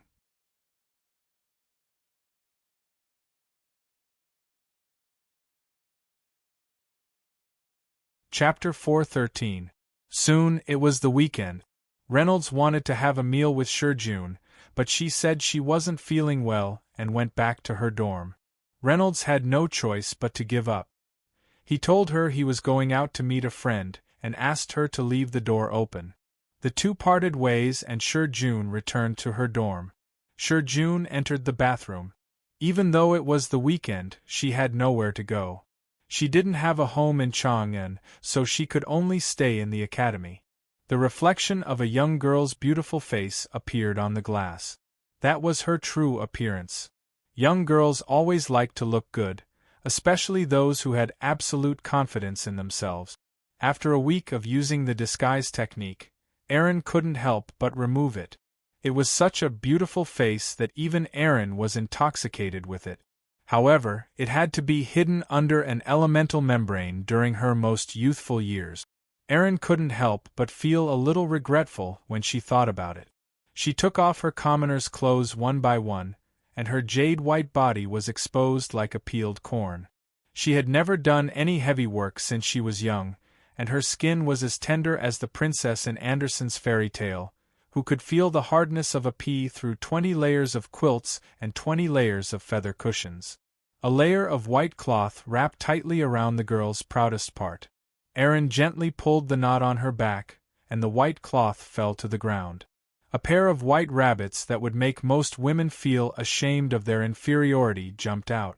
They were especially active after being suppressed for a long time, but they could only see the light of day for a short period of time. Aaron looked at her beautiful body in the water mirror and sighed. She had gained freedom after escaping her family, but she had to pay a price for it. For the next few years, she had to hide her beauty and live as a man. Aaron suddenly had the urge to dress up as a woman again to satisfy her cravings. Reynolds was not around. He said that he would only be back at night, but he might not be back. Aaron didn't even put on her clothes. She walked out naked to get her clothes. Just as she reached the living room, the sound of a key turning came from outside the door. Aaron was shocked. She turned around and ran back to the bathroom. Just as she was about to lock the door, Reynolds rushed in and pushed the door open. Wait. Irene screamed. Mariana. She turned around and yelled at the same time. The magic lamp went out. Taking advantage of the darkness, Irene hurriedly ran to the side of the bathtub and jumped in with a plop. Her heart was thumping nonstop. Did he see her real face and female body just now? Also, why did he suddenly barge in? Could it be that he saw that she was a woman and wanted to take advantage of her? Thinking of this, Irene secretly gathered her magic power. If Reynolds tried to violate her, she would not hesitate to beat him until he was incapacitated. Brother Shijun, why did you turn off the lights? Just as Reynolds was about to say the spell to turn on the light, Irene interrupted him in a panic. Don't turn on the light. She was relieved that her roommate hadn't discovered her secret. Reynolds was taken aback. Why? It's so dark, I can't see anything. Aaron didn't answer. Instead, she asked, why did you suddenly come back? Reynolds touched his forehead helplessly and said, I haven't showered for almost a week. I've been training my body every day and I'm covered in sweat. I'm going to find a friend later. What if she sees me smelly? Moreover, Reynolds didn't think there was anything wrong with taking a bath with a boy. After all, he was on Earth. He could take a bath with a few of his roommates. It was very satisfying. Irene was still in shock. I'll be done soon. Can't you wait? Reynolds explained, I have to go see my friend quickly.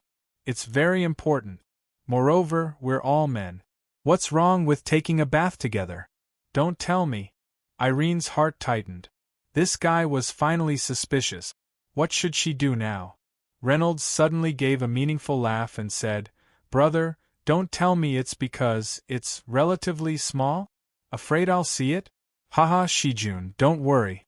I won't use this to mock others. You know, it's not scary if it's small. There's plenty of room for growth in the future. The most important thing for us men is endurance. We can endure for a long time. Well, that's what I mean." Seeing that his words were getting dirtier, Reynolds finally shut his mouth in embarrassment. He had to restrain himself a little.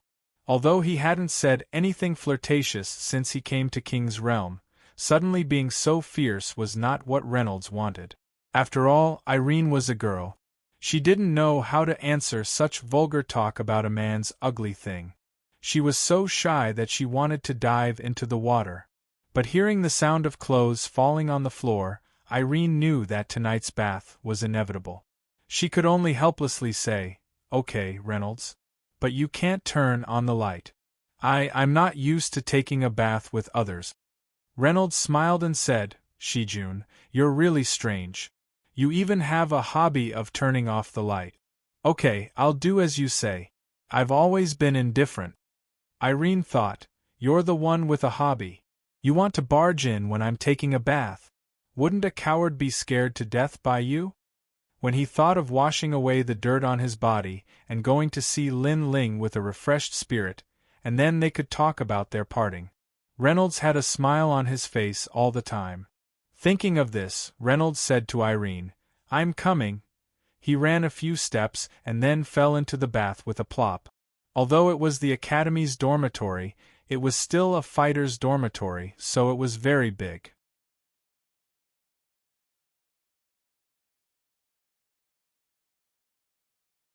It was much bigger than an ordinary family's dormitory. But Irene still thought it was small. Hearing the sound of Reynolds splashing water beside her, her heart was uneasy. Her hands tightly covered the female's important parts, one above and one below, for fear that he would stretch his evil claws over. She had never thought that she would actually be in the same bath with a man she had only known for less than a week. Although it was an accident, she was still so shy that her face was burning and her ears were red. Fortunately, Reynolds was really just taking a bath and didn't become restless. This made Irene breathe a sigh of relief. However, Reynolds suddenly felt that it would be more or less awkward if the two of them took a bath without saying a word. So, Reynolds said to Irene, "Shijun, let's talk." Irene was surprised and said, "Okay. What do you want to talk about?" Reynolds thought for a moment and asked, "Do you know about the Academy's new policy?" "New policy? I've heard about it," Irene asked curiously. But as expected of someone from a big family, she was very well informed. This year's dean came up with a new policy in order to select talents different from the previous years. It's said that it's to cultivate talents for future wars, so the first batch of freshmen will kill each other. The winner will receive a great privilege from the Academy.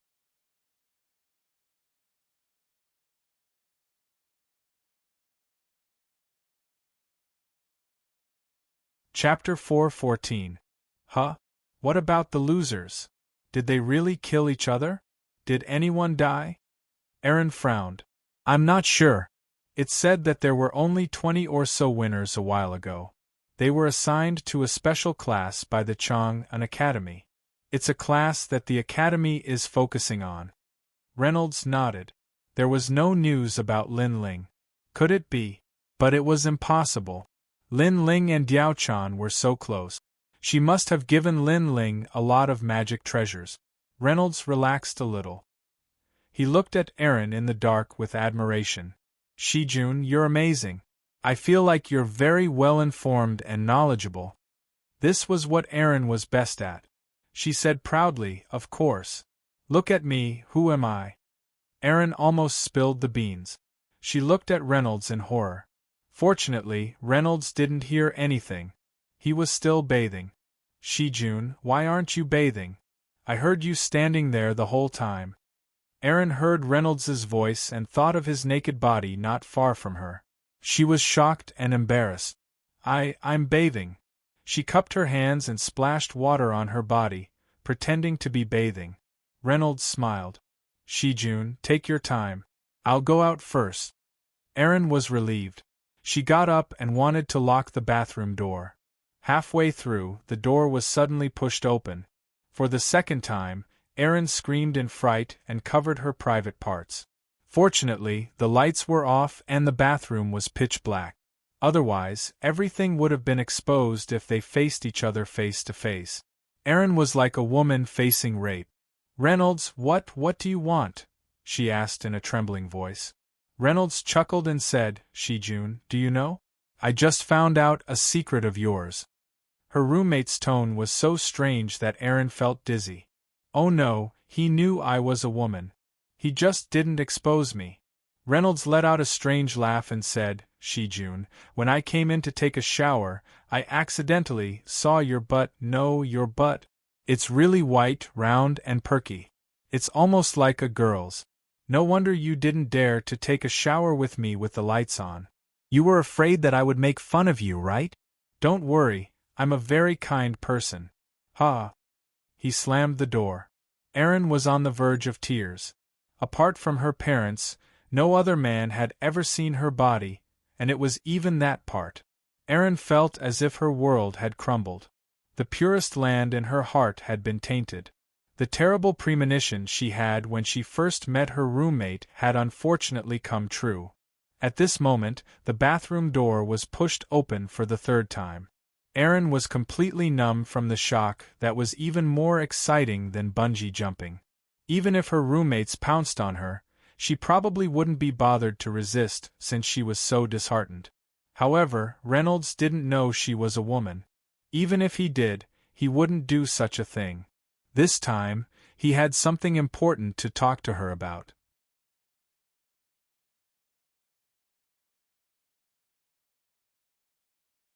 Shijun, I almost forgot. You're not a local, right? It's too lonely to be alone at school. Do you want to come to Chang'an with me this weekend? When Reynolds was getting impatient, Erin used a disguise spell to change back to Shijun. She put on her clothes and walked out of the bathroom. That set of women's clothing, which was the only set of women's clothing she had left behind, had been thrown back into the magic storage ring. Although it would add a little weight, it was better than leaving it in the bag, which might cause accidents in the future. When Erin came out, Reynolds grabbed her arm and said, Why are you so slow, Shijun? I'm almost weathered. Erin gently shook off his hand. Her face was as red as the sunset. Half of it was because she was shy, and the other half was because she was aroused by her own imagination. Reynolds, I have a few requests. Reynolds was stunned. What requests are they? That's so serious. Is it because I can't make fun of you? I didn't mean that. Erin felt helpless when talking to an alien again. It's not like that. First, you can't barge in when I'm bathing. Reynolds said, That's it? That's easy. Do you feel like you're at a disadvantage when I see you like that? How about this? Next time when you're bathing, I'll show you mine too. Erin blushed. I don't want that. Anyway, I like to bathe alone. It's a matter of personal preference. You have to respect my privacy. Reynolds nodded. Okay. I want to use this method to improve our friendship. What other requests do you have? Erin said, Second, you're not allowed to touch my body. Two grown men, it's too mushy, Reynolds smiled. Okay. As long as you don't want me to give myself to you, everything else is negotiable. Let's talk while we walk. He then grabbed her arm and walked away.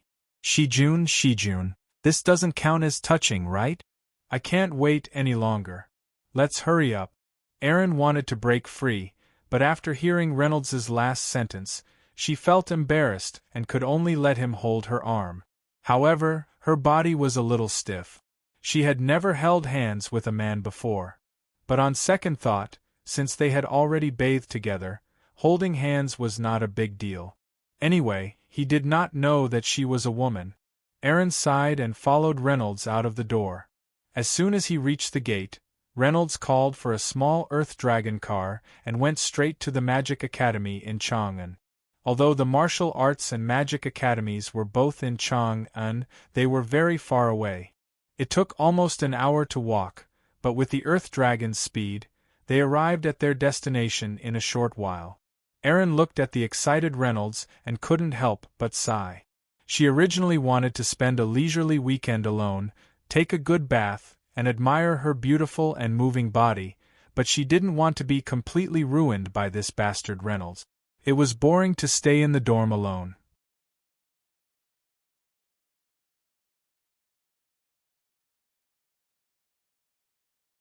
She might as well go with Reynolds.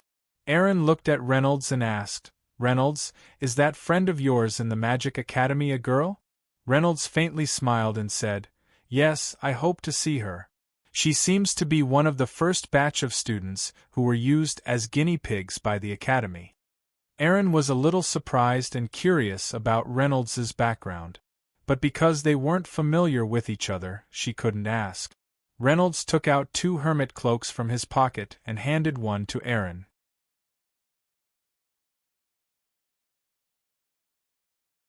Chapter 4:15. Erin asked curiously, "Why are you wearing this? Are we going to rob someone?" Although she hadn't stayed with Reynolds for a long time, under the influence of what she had heard and seen, she would more or less be influenced by some wild and unconstrained thoughts.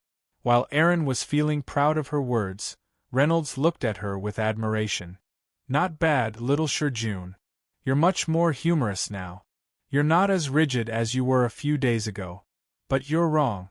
Don't you think that we're so handsome that we'll attract a lot of people's attention? What if we get entangled with a group of passionate beauties when we enter the academy? Sigh, there's no other way. We're so handsome, there's really no other way." Then, he sighed. Erin was dumbfounded as she looked at the shameless Reynolds. She was speechless for a while. The little bit of pride that had just risen disappeared in an instant. It seemed that between her and this weird roommate, no matter how much she improved, she felt that she couldn't catch up to him. Reynolds had found this cloak, by chance, in the Apocalypse bracelet. After discovering its wonderful use, he immediately fell in love with it. In fact, Reynolds had a reason for wearing the hermit cloak that even he felt was a little too cautious. Recently, he had always felt that there was a strange gaze watching him. He had tried to search for it, but it would always disappear when he was about to catch it. This made Reynolds very frightened and angry, as if his private life was being peeped at. Sometimes Reynolds felt that he was being too cautious, but that strange feeling still told him that he was being watched. Reynolds was very unhappy with this feeling. For the sake of caution, Reynolds chose to wear the hermit cloak in broad daylight. The two arrived at the Demon Path class not far away and quietly waited here, watching the students coming in and out. After a while, Reynolds's eyes lit up and he walked quickly to a flower bed in front of him. Erin sighed and could only follow. Reynolds quickened his pace. He saw a familiar figure. The figure that he had been thinking about day and night, the figure of his only relative in the king's realm. Lin Ling. Reynolds wanted to hug her fiercely. He really wanted to hug her. It felt like a lifetime ago. Reynolds was halfway there when he suddenly stopped. His eyes turned cold. He paused for a moment before continuing to walk forward. Lin Ling was still as beautiful as ever. Her temperament had become more mature and calm. She was followed closely by a man. This man was dressed in a knight's armor. He was tall and powerful, had a head of golden hair, and was incomparably handsome. However, upon closer inspection, one could see the distressed expression on Lin Ling's face. Reynolds walked forward and stood in front of Lin Ling, looking at the strange man. When the strange male knight saw that someone had interrupted them, he immediately became angry.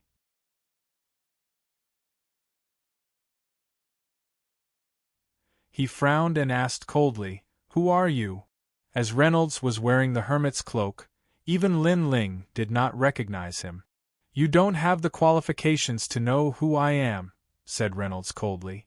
"I'll count to 3 and you'll immediately scram out of my sight. Otherwise, I can't guarantee that you can still stand here in one piece." Reynolds's words could be said to be a provocation, but there was no other way. Reynolds felt that if he could not see Lin Ling, the only person who had gone through thick and thin with him, he would miss her at most. But now, Reynolds really saw a living person instead of chatting on WeChat. Reynolds really could not stand Lin Ling being pestered by another man. In other words, Reynolds was in a daze. He had completely lost his usual tranquility and calmness. Sure enough, when the strange man heard this, a feminine expression appeared on his face. He smiled and said somewhat playfully, "You're talking nonsense. I'd like to see what you can do to me." 1. It turned out that Reynolds had already started counting. Behind him, Lin Ling frowned and looked at Reynolds, but did not say anything. 2. Reynolds said the second number. At this time, his roommate, Aaron, tugged at the corner of Reynolds's clothes and whispered, "Hey, you're causing trouble." How could she not know Reynolds's strength? He was only slightly better than an ordinary person. The person in front of her was obviously a very high-level knight. Although she did not take him seriously, the difference in strength was too big for Reynolds. Reynolds was unmoved and said the last number expressionlessly, 3. The strange knight looked at Reynolds with a playful expression and sneered, "Time's up. What can you do to me?" Reynolds sighed and looked at the strange knight's handsome face in front of him. He said, "You asked for it." The strange knight laughed, "Haha, interesting. What are you going to do to me?" Aaron tugged at Reynolds's clothes and whispered, "Reynolds, don't cause trouble. You can't beat him." Reynolds raised his wrist and pointed the apocalypse bracelet at him. The strange knight was stunned and laughed, "Huh? What do you mean?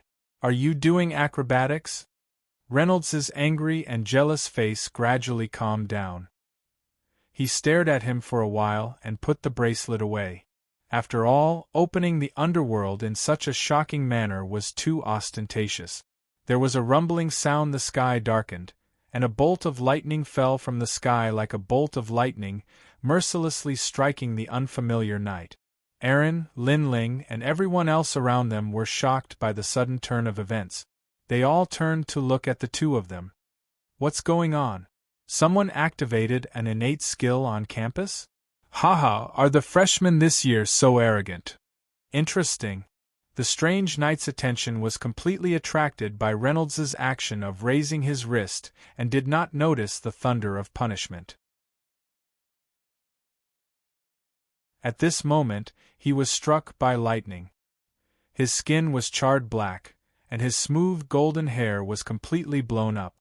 His armor was also smashed to the ground, and smoke was coming out of it. Boom! The unfamiliar knight was caught off guard and fainted just like that. He fell to the ground. Aaron looked at Reynolds with her mouth agape. She said, "Reynolds, you're in trouble now." Lin Ling looked at Reynolds and frowned. She suddenly thought of something and the calm expression on her face suddenly became agitated. "Chen. Reynolds? You're here?" Reynolds smiled. Although he was wearing the hermit's cloak, Lin Ling could not see it. Reynolds said, "Let's go to a deserted place." Lin Ling did not say anything else and quickly left with Reynolds and Aaron. Chong, an academy training field. There were only 3 people in the huge training field.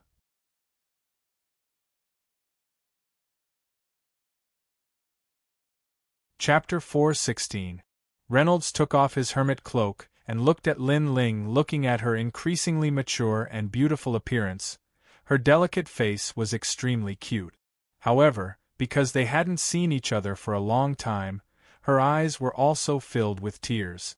She didn't expect to see Reynolds again. "Reynolds, you bad guy!" Lin Ling cried and threw herself into Reynolds's arms. Reynolds was also filled with emotions. His first meeting with Lin Ling was like a movie in Reynolds's mind. "Wow, you're amazing! Can you take me as your disciple?" Sob, sob, sob. "Why did we die again, QAQ? Reynolds, then we must survive." "Reynolds, you shy little boy, haha." The first time they met, the first time they sat together, the first time they held hands, the first time they hugged, the first time they took risks, the first time they faced death, the first time they survived a disaster, even first love. Reynolds had given her all the first. He thought they would never meet again. Reynolds even thought that without Diao Chan's protection, he would definitely die in a foreign land. Now that they met again, he saw a living person again. Reynolds opened his arms and was ready to welcome Lin Ling into his embrace. Slap! A loud slap was heard, and a red palm print immediately appeared on Reynolds's left cheek. Reynolds looked at Lin Ling in shock. He touched his face and felt a burning pain. Lin Ling didn't jump into his arms as he had imagined. Instead, she gave him a big slap on the face. Ling you, Lin Ling snorted and stood in front of Reynolds. She said coldly, "Who told you to leave a few months ago? Didn't we agree to share weal and woe together?"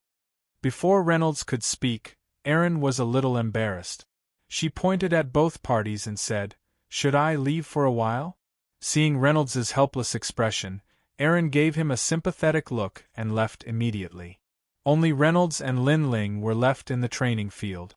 Lin Ling's expression was cold, and her eyes were full of resentment as she looked at Reynolds. Reynolds looked at Lin Ling and her haggard face. He felt pity for her. Without saying anything, he strode forward and stretched out his arms to hug Lin Ling. "Reynolds, what are you doing?" Lin Ling pushed Reynolds away symbolically. She punched Reynolds's shoulder with her little fist and said angrily, "Let go! Otherwise I'll get angry." Reynolds hugged her and felt her soft body. He seemed to sense her uneasiness, her fear, and a trace of helplessness. "It's all my fault. Linger, it's all my fault." Reynolds closed his eyes and murmured. Only at this moment did he finally experience this inexplicable uneasiness and helplessness. He was Lin Ling's only family in this strange world. Yet, he had just thrown her down alone. "I swear, in my whole life, I will never throw you aside. I swear that I will protect you. I will do my best to protect you. I swear that the two of us will definitely return to Earth." Reynolds couldn't hold it in any longer and poured out all his true feelings. He was afraid that he would never have such an opportunity again. Lin Ling hadn't expected Reynolds to say something like that. She stopped struggling and allowed Reynolds to hug her. She looked at Reynolds with a much gentler expression. Are you serious?" Lin Ling rubbed her red eyes, her face full of confusion. Reynolds hugged Lin Ling tightly, looked at her, and said firmly, "It's true. I will definitely bring you back to Earth." Lin Ling punched Reynolds and said, "Who told you to say this? What else did you say just now?" Reynolds bared his teeth and let go of Lin Ling. He smiled bitterly and said, "Linger, your punches are really powerful." Lin Ling smiled and looked at Reynolds. She raised her fist and threatened, "Now you know how powerful I am. If you dare to leave me behind in the future, I will." "No. Don't change the topic." Reynolds smiled evilly and said, "Accompany you, protect you, and spend the rest of my life with you. Then, when we return to Earth, I will propose to you." "Hee, little Ling, you want me to say this, right? Nothing good comes out of a dog's mouth. Go away." Lin Ling's face was slightly red and she punched him. "Look at you, we haven't seen each other for a few months. Why are you so jealous? Knight Leon is just a classmate of mine. You, on the other hand, knocked him out, haha. Who told others to get close to my little Ling, Looking at you, you seem to be very happy? Who's your family, narcissist?" Lin Ling's class did not have weekends, so she hurriedly chatted with Reynolds for a while before leaving. They agreed to meet next time and have a good talk. "Oh no. I forgot to ask Lin Ling about her phone." Reynolds walked out of the training field in frustration. Seeing Erin waiting there, his heart warmed. He walked over and hooked his arm around her shoulder. "Shijun, let's go. Let's go to Chang and City and have some fun." Haha. Shijun pushed Reynolds's arm away with a look of disgust. She sighed and asked, "Is it okay?" "Yes, it's okay." The two of them walked on the streets of Chang and Emergency announcement. Emergency announcement. King's Realm's Sanctuary Guild, the daughter of the guild leader, the genius magical girl, Miss Erin, disappeared a week ago and has not been seen. Anyone who knows her whereabouts and provides useful information will receive a generous reward from the Sanctuary Guild." Sure enough, the magic mirror around them was still showing this message. The mirror showed the beautiful and unruly genius magical girl, Erin. Erin was instantly attracted by this message and stared at it without blinking. She could not help but feel a little proud. Her disguise technique was very powerful. No matter how many messages she sent, it would be useless. Reynolds smiled and asked, "Brother, you've seen this too? What do you think about this Erin incident?" Erin did not answer. She looked at Reynolds's burning gaze and asked, "What about you, Reynolds? What do you think of her?" In Erin's imagination, Reynolds would definitely praise her beauty. After all, Reynolds gave her the impression that he was the kind of person who was cold on the outside but passionate on the inside. She could tell from Reynolds's daily life in the dormitory and school life that he was constantly looking at the female students. Reynolds laughed and said, "I think this little girl called Erin is really an extraordinary idiot. She doesn't want to be the city lord's daughter but insists on running around and suffering. She should be careful not to be eaten by magical beasts." Erin was about to faint when she heard this. She was so angry that she wanted to press Reynolds to the ground and beat him up to vent her anger. Reynolds was shocked to see her filled with righteous indignation. He asked, "Brother, don't tell me you..."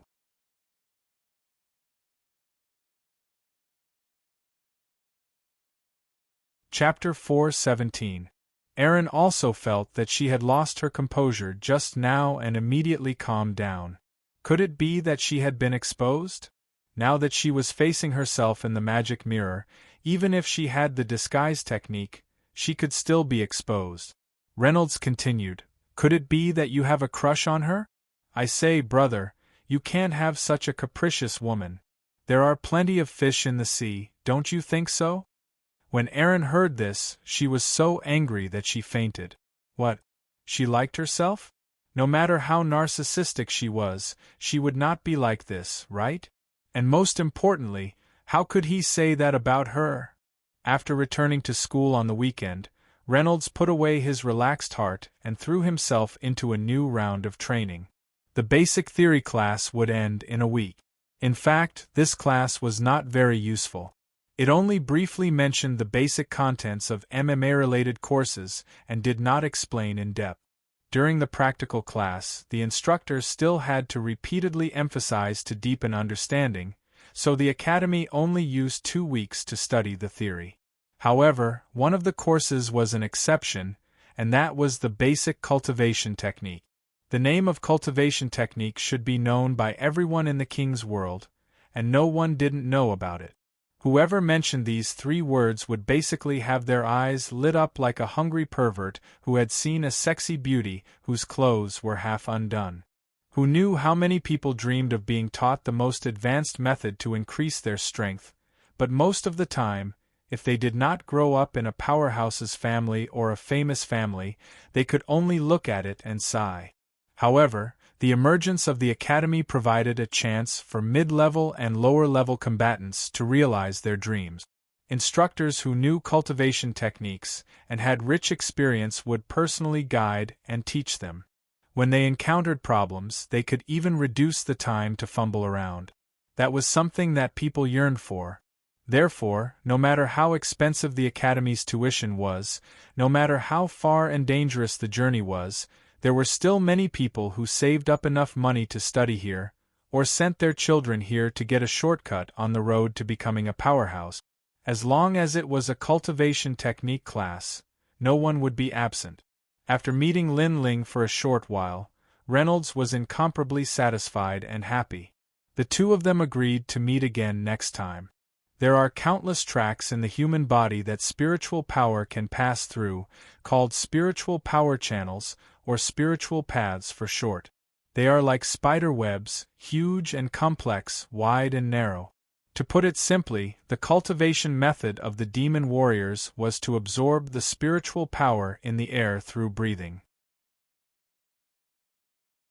Then, they would use their spiritual vision to guide the spiritual path in their body to absorb as much of it as possible before it was lost. Most of the spiritual paths were neutral, but there were also a few that had attributes, such as the fire spiritual path, the wood spiritual path, and so on. When the pure spiritual energy absorbed from the space flowed through the spiritual path of a certain attribute, its nature would change and be transformed into spiritual energy with that attribute. Of course, a spiritual path's effect on pure spiritual energy was minuscule. However, if the spiritual energy didn't pass through a spiritual path of the same attribute, but hundreds, thousands, or even tens of thousands of spiritual paths, the situation would be different. Once a weak change in nature accumulates to a certain extent and becomes strong enough, it will undergo a qualitative leap and become a spiritual power that truly possesses the attribute. In other words, it will become a martial power. This was the brilliant explanation of Instructor Jack, who had a deep understanding of martial strength. When the students below heard the words martial strength, they all boiled over. Martial strength was the most important thing to the demon warriors. It was the ultimate goal that they would always pursue. Jack was also aware of the newbie students' thirst for martial prowess. Even though his lecture had been interrupted, he didn't show the slightest bit of displeasure. Instead, he waved his hand to calm everyone down. "I know what you're all thinking, but you must be careful not to be impatient when it comes to cultivation.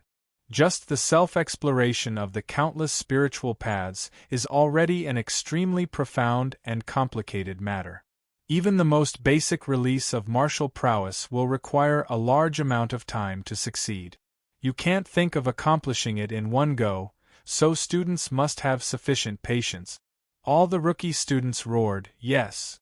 Jack nodded in satisfaction and continued, "The most ideal way to cultivate martial strength is to have all the spiritual paths that spiritual energy flows through be of the same attribute. Of course, this is impossible, because there are too many spiritual paths in our bodies. From breathing to finally losing them, there are countless paths in between. We will always go astray. The crossroads below don't have spiritual paths of the same attribute. What we have to do is to avoid going astray as much as possible in the circulation of spiritual energy. At the very least, we have to ensure that the majority of the spiritual paths are of the same attribute. If too many spiritual paths of other attributes pass through in the process of circulation, it will cause the martial strength to become heterogeneous and impure. And the most important thing is that we can't go to spiritual paths of the opposite attribute. Otherwise, the spiritual energy will cancel out and cause the fighting aura to regress. This is more or less the same principle as a domain. As for which attribute martial strength you want to choose to cultivate, I suggest that you decide according to the elemental sensitivity data given to you by the tester. Generally speaking, the stronger the sensitivity of a certain element, the stronger the ability to transform it into that attribute in the body. Magi's cultivation method is a bit more complicated, so I won't say much. Reynolds was also deep in thought. Recently, he had followed his tutor's teaching method to cultivate his body's strength. All the meridians and even blood vessels in his body would have a kind of unobstructed and smooth feeling, as natural as breathing in and out. Reynolds also knew that it was extremely difficult to cultivate martial strength. Grasping martial strength also required great perseverance and luck. All the other students listened as if they were intoxicated. Jack's lecture was very clear and concise, making them, who had never come into contact with the art of cultivation, feel as if they had entered a new world and were endlessly excited. And now, Reynolds had completely developed a dull interest in these basic theory classes. The only thing that could interest him was the students going to the training field every day for actual combat training. Of course, even if there weren't any actual combat training classes, Reynolds would still go to the training field from time to vent without restraint. This wasn't because Reynolds was passionate about martial arts, but because he felt inexplicably irritable. This irritation wasn't a physical irritation, but a psychological irritation, and a sense of loss towards the future. Reynolds had also inquired about Lin Ling's class, but he didn't have the time to see her. Even if he had the time, Lin Ling didn't have the time. This made Reynolds rather depressed, as if he had a feeling of power but nowhere to use it. Because he was bored and couldn't see Lin Ling, Reynolds could only immerse himself in the training field every day. Every morning, Reynolds would be the second to arrive at the training field, and the second to last student to leave at night. This was because he had discovered that there was another skinny warrior who was even more reckless than him. After another day of training, Reynolds felt that it was necessary to get to know this like-minded student who even a bored and perverted training maniac like himself admired. So he walked up to him and said, "Hey brother, can we have a chat?"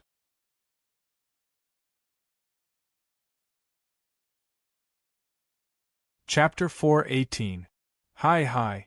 Contrary to Reynolds's expectations, he initially thought that this warrior, who was even more barbaric than his barbarian classmates, would be a ruthless character who was as straightforward and decisive as he was. However, he did not expect that this warrior was an introverted and honest person who was not good at socializing. He was surprised that Reynolds took the initiative to strike up a conversation with him. Reynolds even stuttered when he spoke. Reynolds reached out his hand and said, "My name is Reynolds. I'm from Year 1 Martial Arts Class 2. I admire your hard work. Can we be friends?" The warrior replied, Sure. He reached out his hand and shook Reynolds's hand. He smiled foolishly.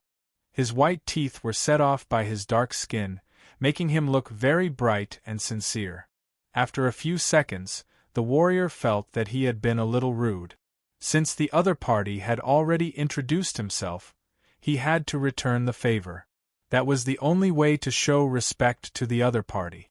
So he quickly apologized and added, I'm sorry, I almost forgot to introduce myself. My name is Linka, I'm from Year 1 Warrior Class 8. Reynolds was impressed by Linka's sincerity. Although Linka was a bit dull, he was not scheming at all. Reynolds said, Brother, you've been training hard. Linka grinned and said, I can't help it. My parents are herders. They don't make much money. They spent all their savings to send me to Randolph Academy. If I slack off, I'll be letting them down. Oh, you're such a filial son. Reynolds praised. By the way, are you done with today's training? Let's go for a meal together. Linka hesitated. Well, it was still early, and there was still a lot of time before the training ended. Reynolds didn't give him time to think. Don't hesitate. You have to strike a balance between work and rest. It's not good to work too hard. It's not worth it if you break your body. Let's go, it's my treat. Reynolds dragged Linka away. Reynolds's personality was like that. If he liked someone, he would immediately become a good brother. When they passed by the dormitory, Reynolds said, Brother Linka, wait for me downstairs. I'll ask my other friend if he has eaten yet. If he hasn't, let's go together. It'll be more lively with more people. Reynolds felt that his roommate was a little strange these few days. He had been acting strangely and wanted to go to the toilet from time to time. His spirit and appetite were not good, and he wondered if he was sick. This was also the reason why Reynolds had returned early. He had always cared for his brothers like they were his own limbs. Irene was lying on the bed listlessly. She had been very irritated these past few days because her period had come. This was perhaps the most troublesome physiological phenomenon for a woman. She would always feel depressed for no reason. This was also one of the reasons why the recovery pill did not work. Naturally lost blood could not be replenished with the recovery pill. That fellow had gone out to practice again. He probably wouldn't be back so soon. Erin missed him a little now. Of course, it wasn't like a day apart between lovers that felt like 3 years. Instead, it was because she would feel much better if he could tell her a few jokes and make her laugh. Just as Erin was thinking about how great it would be if she could teleport him back, the sound of a key turning came from outside the door. Erin was shocked. No way, how strong was her telekinesis? He was actually able to summon him back immediately. Erin got up and opened the door. She almost bumped into Reynolds, who was about to knock on the door. Oops! Erin patted her chest and said exaggeratedly, "Reynolds, what are you doing? You scared me to death." Reynolds laughed. "I see that you're not in good spirits these past few nights. You're also late for dinner. I don't think you've eaten yet, right? Why don't we go to the cafeteria together? Humans are made of iron and rice is made of steel. It's impossible not to eat." Erin was about to speak when Reynolds' nose twitched. "Why is there a fishy smell?" He caught a glimpse of a damp red cotton cloth in the trash bin in Erin's room. "Erin, what's wrong with you?" In fact, Erin had just changed out of the cloth for her period. There were no feminine products in this world like Sophie or Bosom Bow. Women could only use cotton cloth with high absorbency. That was why Reynolds didn't think of anything else. Erin's pale face flushed red. She didn't know how to explain herself. She was too careless just now. She should have put it away better. "Did you accidentally hurt yourself? Let me take a look. I have a secret medicine here that can heal your wound quickly." Erin's face was almost completely red. How could she let a man look at her most private place? She struggled to come up with a suitable excuse. "It's fine, Reynolds. I was careless these past few days when I was trying to figure out how to cultivate. I suffered some internal injuries and spat out a few mouthfuls of blood. That's why I haven't been in good spirits these past few days. But I'm pretty much healed now." Cultivation had its own dangers. Just like Qigong, there was the risk of Qi deviation. And if one was injured by their own spiritual energy, they couldn't be healed with recovery pills. Reynolds didn't think much of it. He nodded to show his concern. "Erin, we've only taught you the basics of cultivation. Don't mess around. You might be in danger." Erin breathed a sigh of relief. Reynolds put his hand on her shoulder and said, "All right, let's go eat. It's my treat today. Let's go to the Academy's high-class restaurant to replenish your energy." Erin had no choice but to be hooked by Reynolds. Even though she forbade him from touching her, he still liked to put his hand on her shoulder. He said it was more like a buddy. Erin was helpless. She couldn't change him, so she could only change herself and slowly get used to it. She was still annoyed. She said as she walked, "Hey, Reynolds, tell me a joke." This was the first time Erin had taken the initiative to make such a request. Reynolds was startled, then he smiled. "All right. Let me think." A few seconds later, he slapped his head and said, "All right, I'll tell you something related to blood." Erin thought, most things related to blood involve violence. What's so funny about that? In the past, during the war on the continent, women were always on the second line of battle. But there was a female warrior who didn't lose out to men. She wanted to rush to the front line like the men to participate in the defense, but she couldn't because of the country's restrictions. In the end, she came up with a good idea. She disguised herself as a man and sneaked into the men's camp. Finally, she got a chance to show off. Brave and good at fighting, she made a lot of contributions. In the end, she was even promoted to general. However,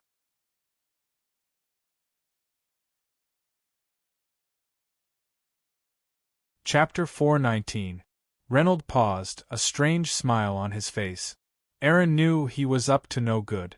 Sure enough, he continued, however, during a fierce battle, her relatives came and she fainted on the battlefield due to excessive blood loss.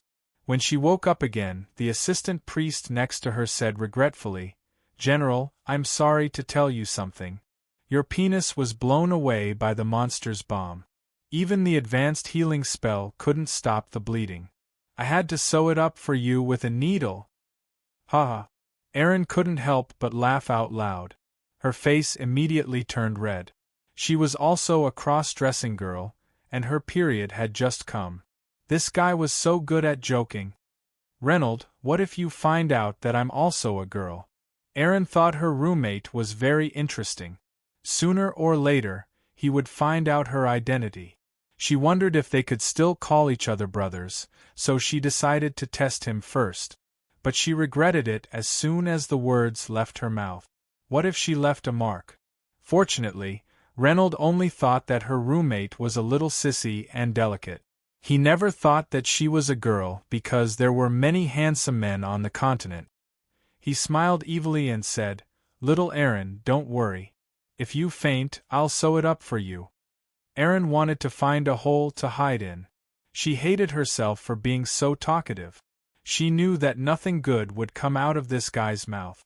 When they arrived downstairs, Reynolds introduced them to each other.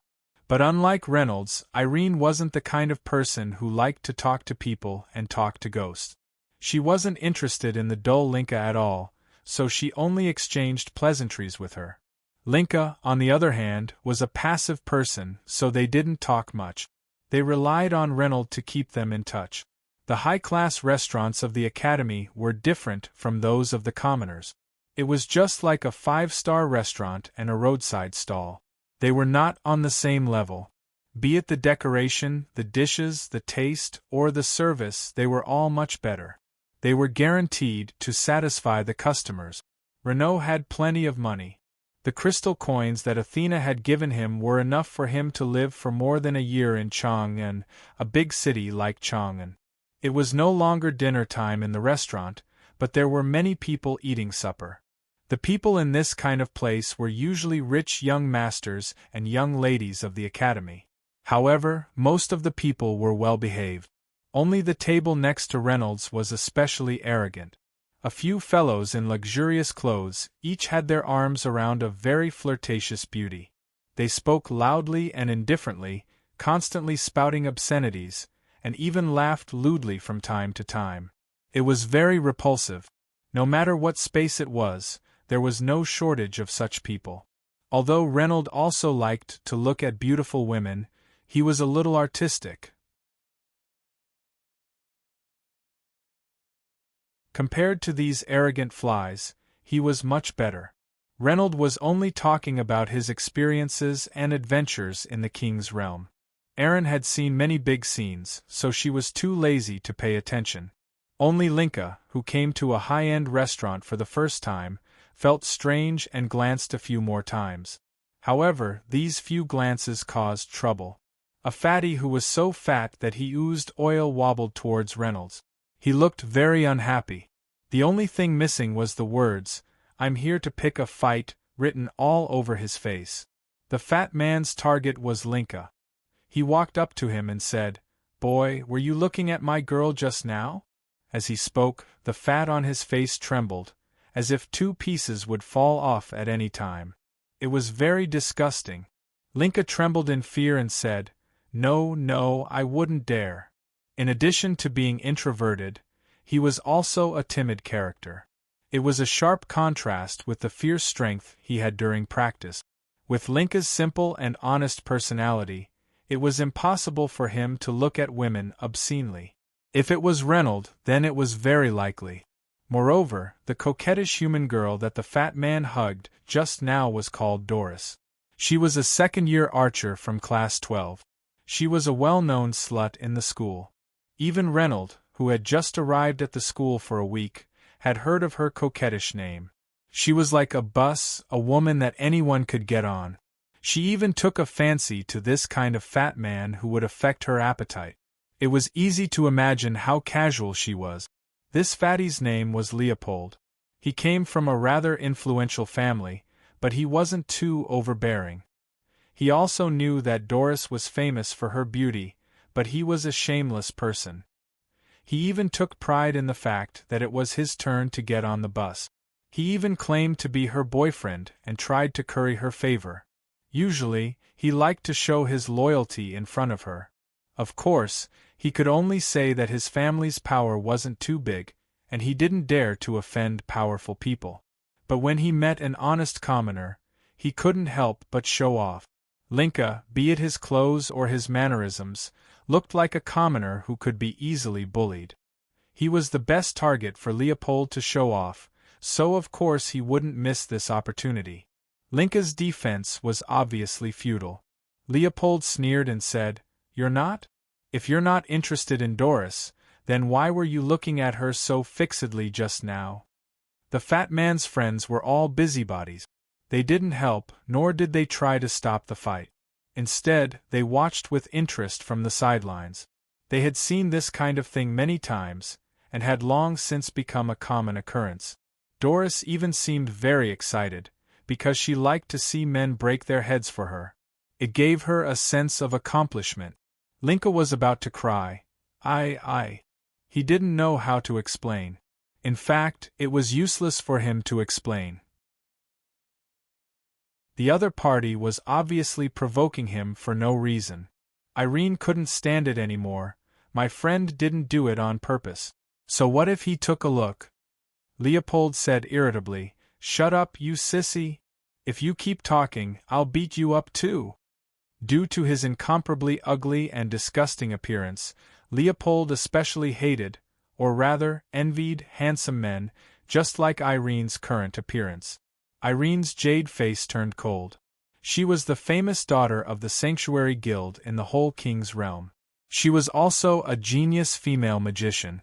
She was held in the palm of the hands of the people of the Sanctuary, and enjoyed extremely high popularity in the whole continent. Even if the elders taught her, they would use a kind tone. She had never been scolded so loudly before. Plus, she was on her period, so she was especially irritated. The young lady's temper flared up, and she already had the intention to kill. However, she couldn't flare up for fear of exposing her identity. She could only stare at Leopold, her eyes full of anger. Leopold was even more upset when he saw that he was met with resistance. Just as he was about to speak, Reynolds stood up and asked with a smile, "This big brother, how should I address you?" In the case of studying in the academy and not out in society, even if they had a profession, they generally wouldn't address each other as Mr.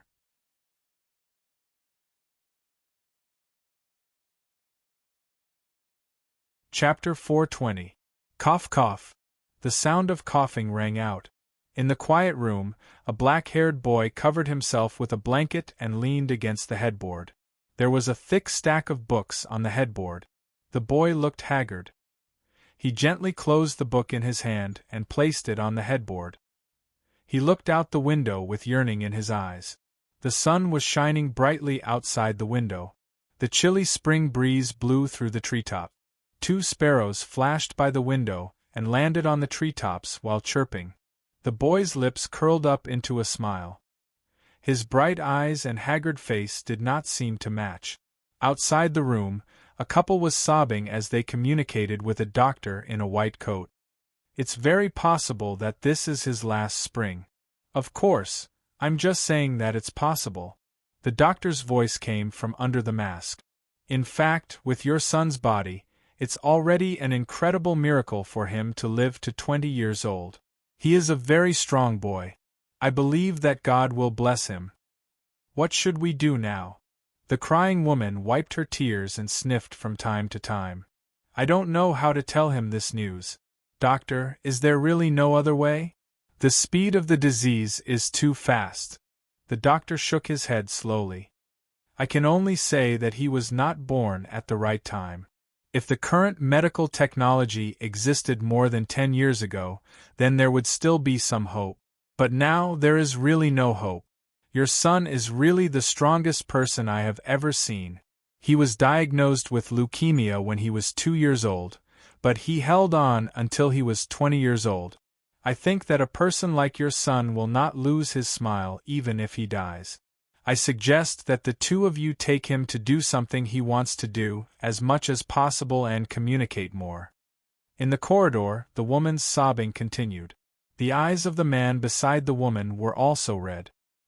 He nodded at the doctor in front of him and brought his wife into the room. In the room, the boy's thin figure stood by the window. He looked at the sky outside with yearning. "You can't come down. Rest on the bed." The man looked at his son and could not help but panic. The boy shook his head slightly. His face was flushed with excitement. He seemed to be jumping for joy. Outside the room, the spring breeze was 10 miles away. The peach blossoms were in full bloom. It was a beautiful season. The boy gently opened his arms and looked at the world outside the window with burning eyes. I feel like I've never been as healthy and strong as I am now. I can feel it, Daddy. A smile appeared on the boy's face. I don't have much time left. The woman behind him cried even louder. The man looked at his son with a bitter expression. I'm sorry, son. The boy shook his head, and his face turned even redder. I'm very grateful to all of you for letting me experience this world. Although I haven't been out much, it's still very beautiful, right? I've read a book before. The wise man in the book said that death is just the beginning of a greater adventure. The boy smiled. If this is a wonderful adventure, then I'll gladly accept it. Life is short, so why not give it a try? As he said that, the boy was amused by his own words. I'm willing to die in the spring breeze, with the fragrance of flowers and the chirping of birds. Living doesn't necessarily mean happiness, and death doesn't necessarily mean pain.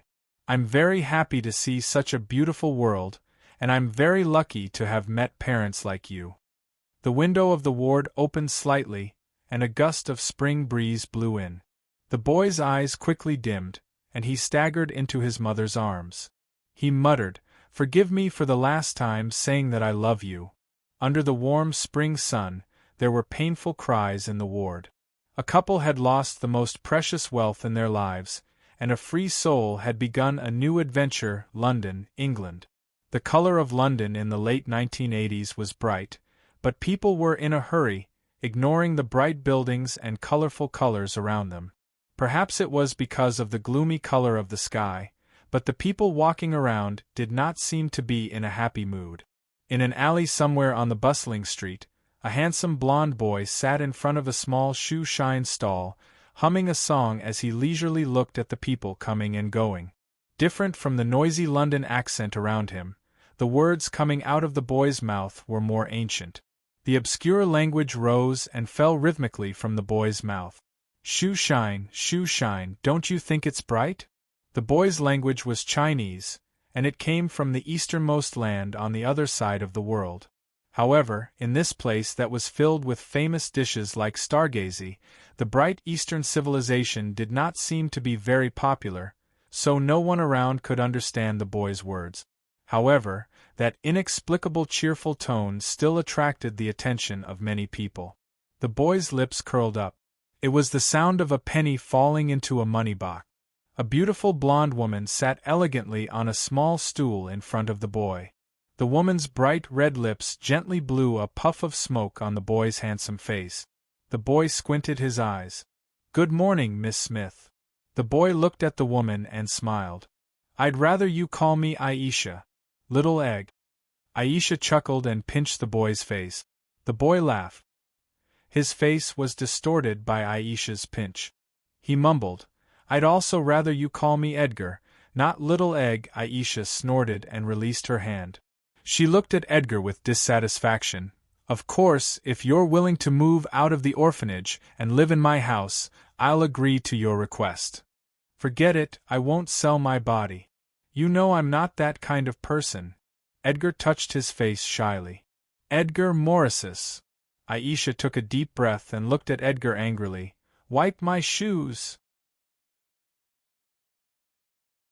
"You're wearing high heels." Edgar shrugged. "I still have to wipe them." Aisha waved her hand unhappily. "Fine." Edgar tilted his head and wiped the woman's shoes with the towel on his shoulder. "Thank you for your patronage." Aisha rolled her eyes and took out a bill from her bag and stuffed it into Edgar's arms. £5. That's too much. It's all I earn in a day." Edgar waved his hand.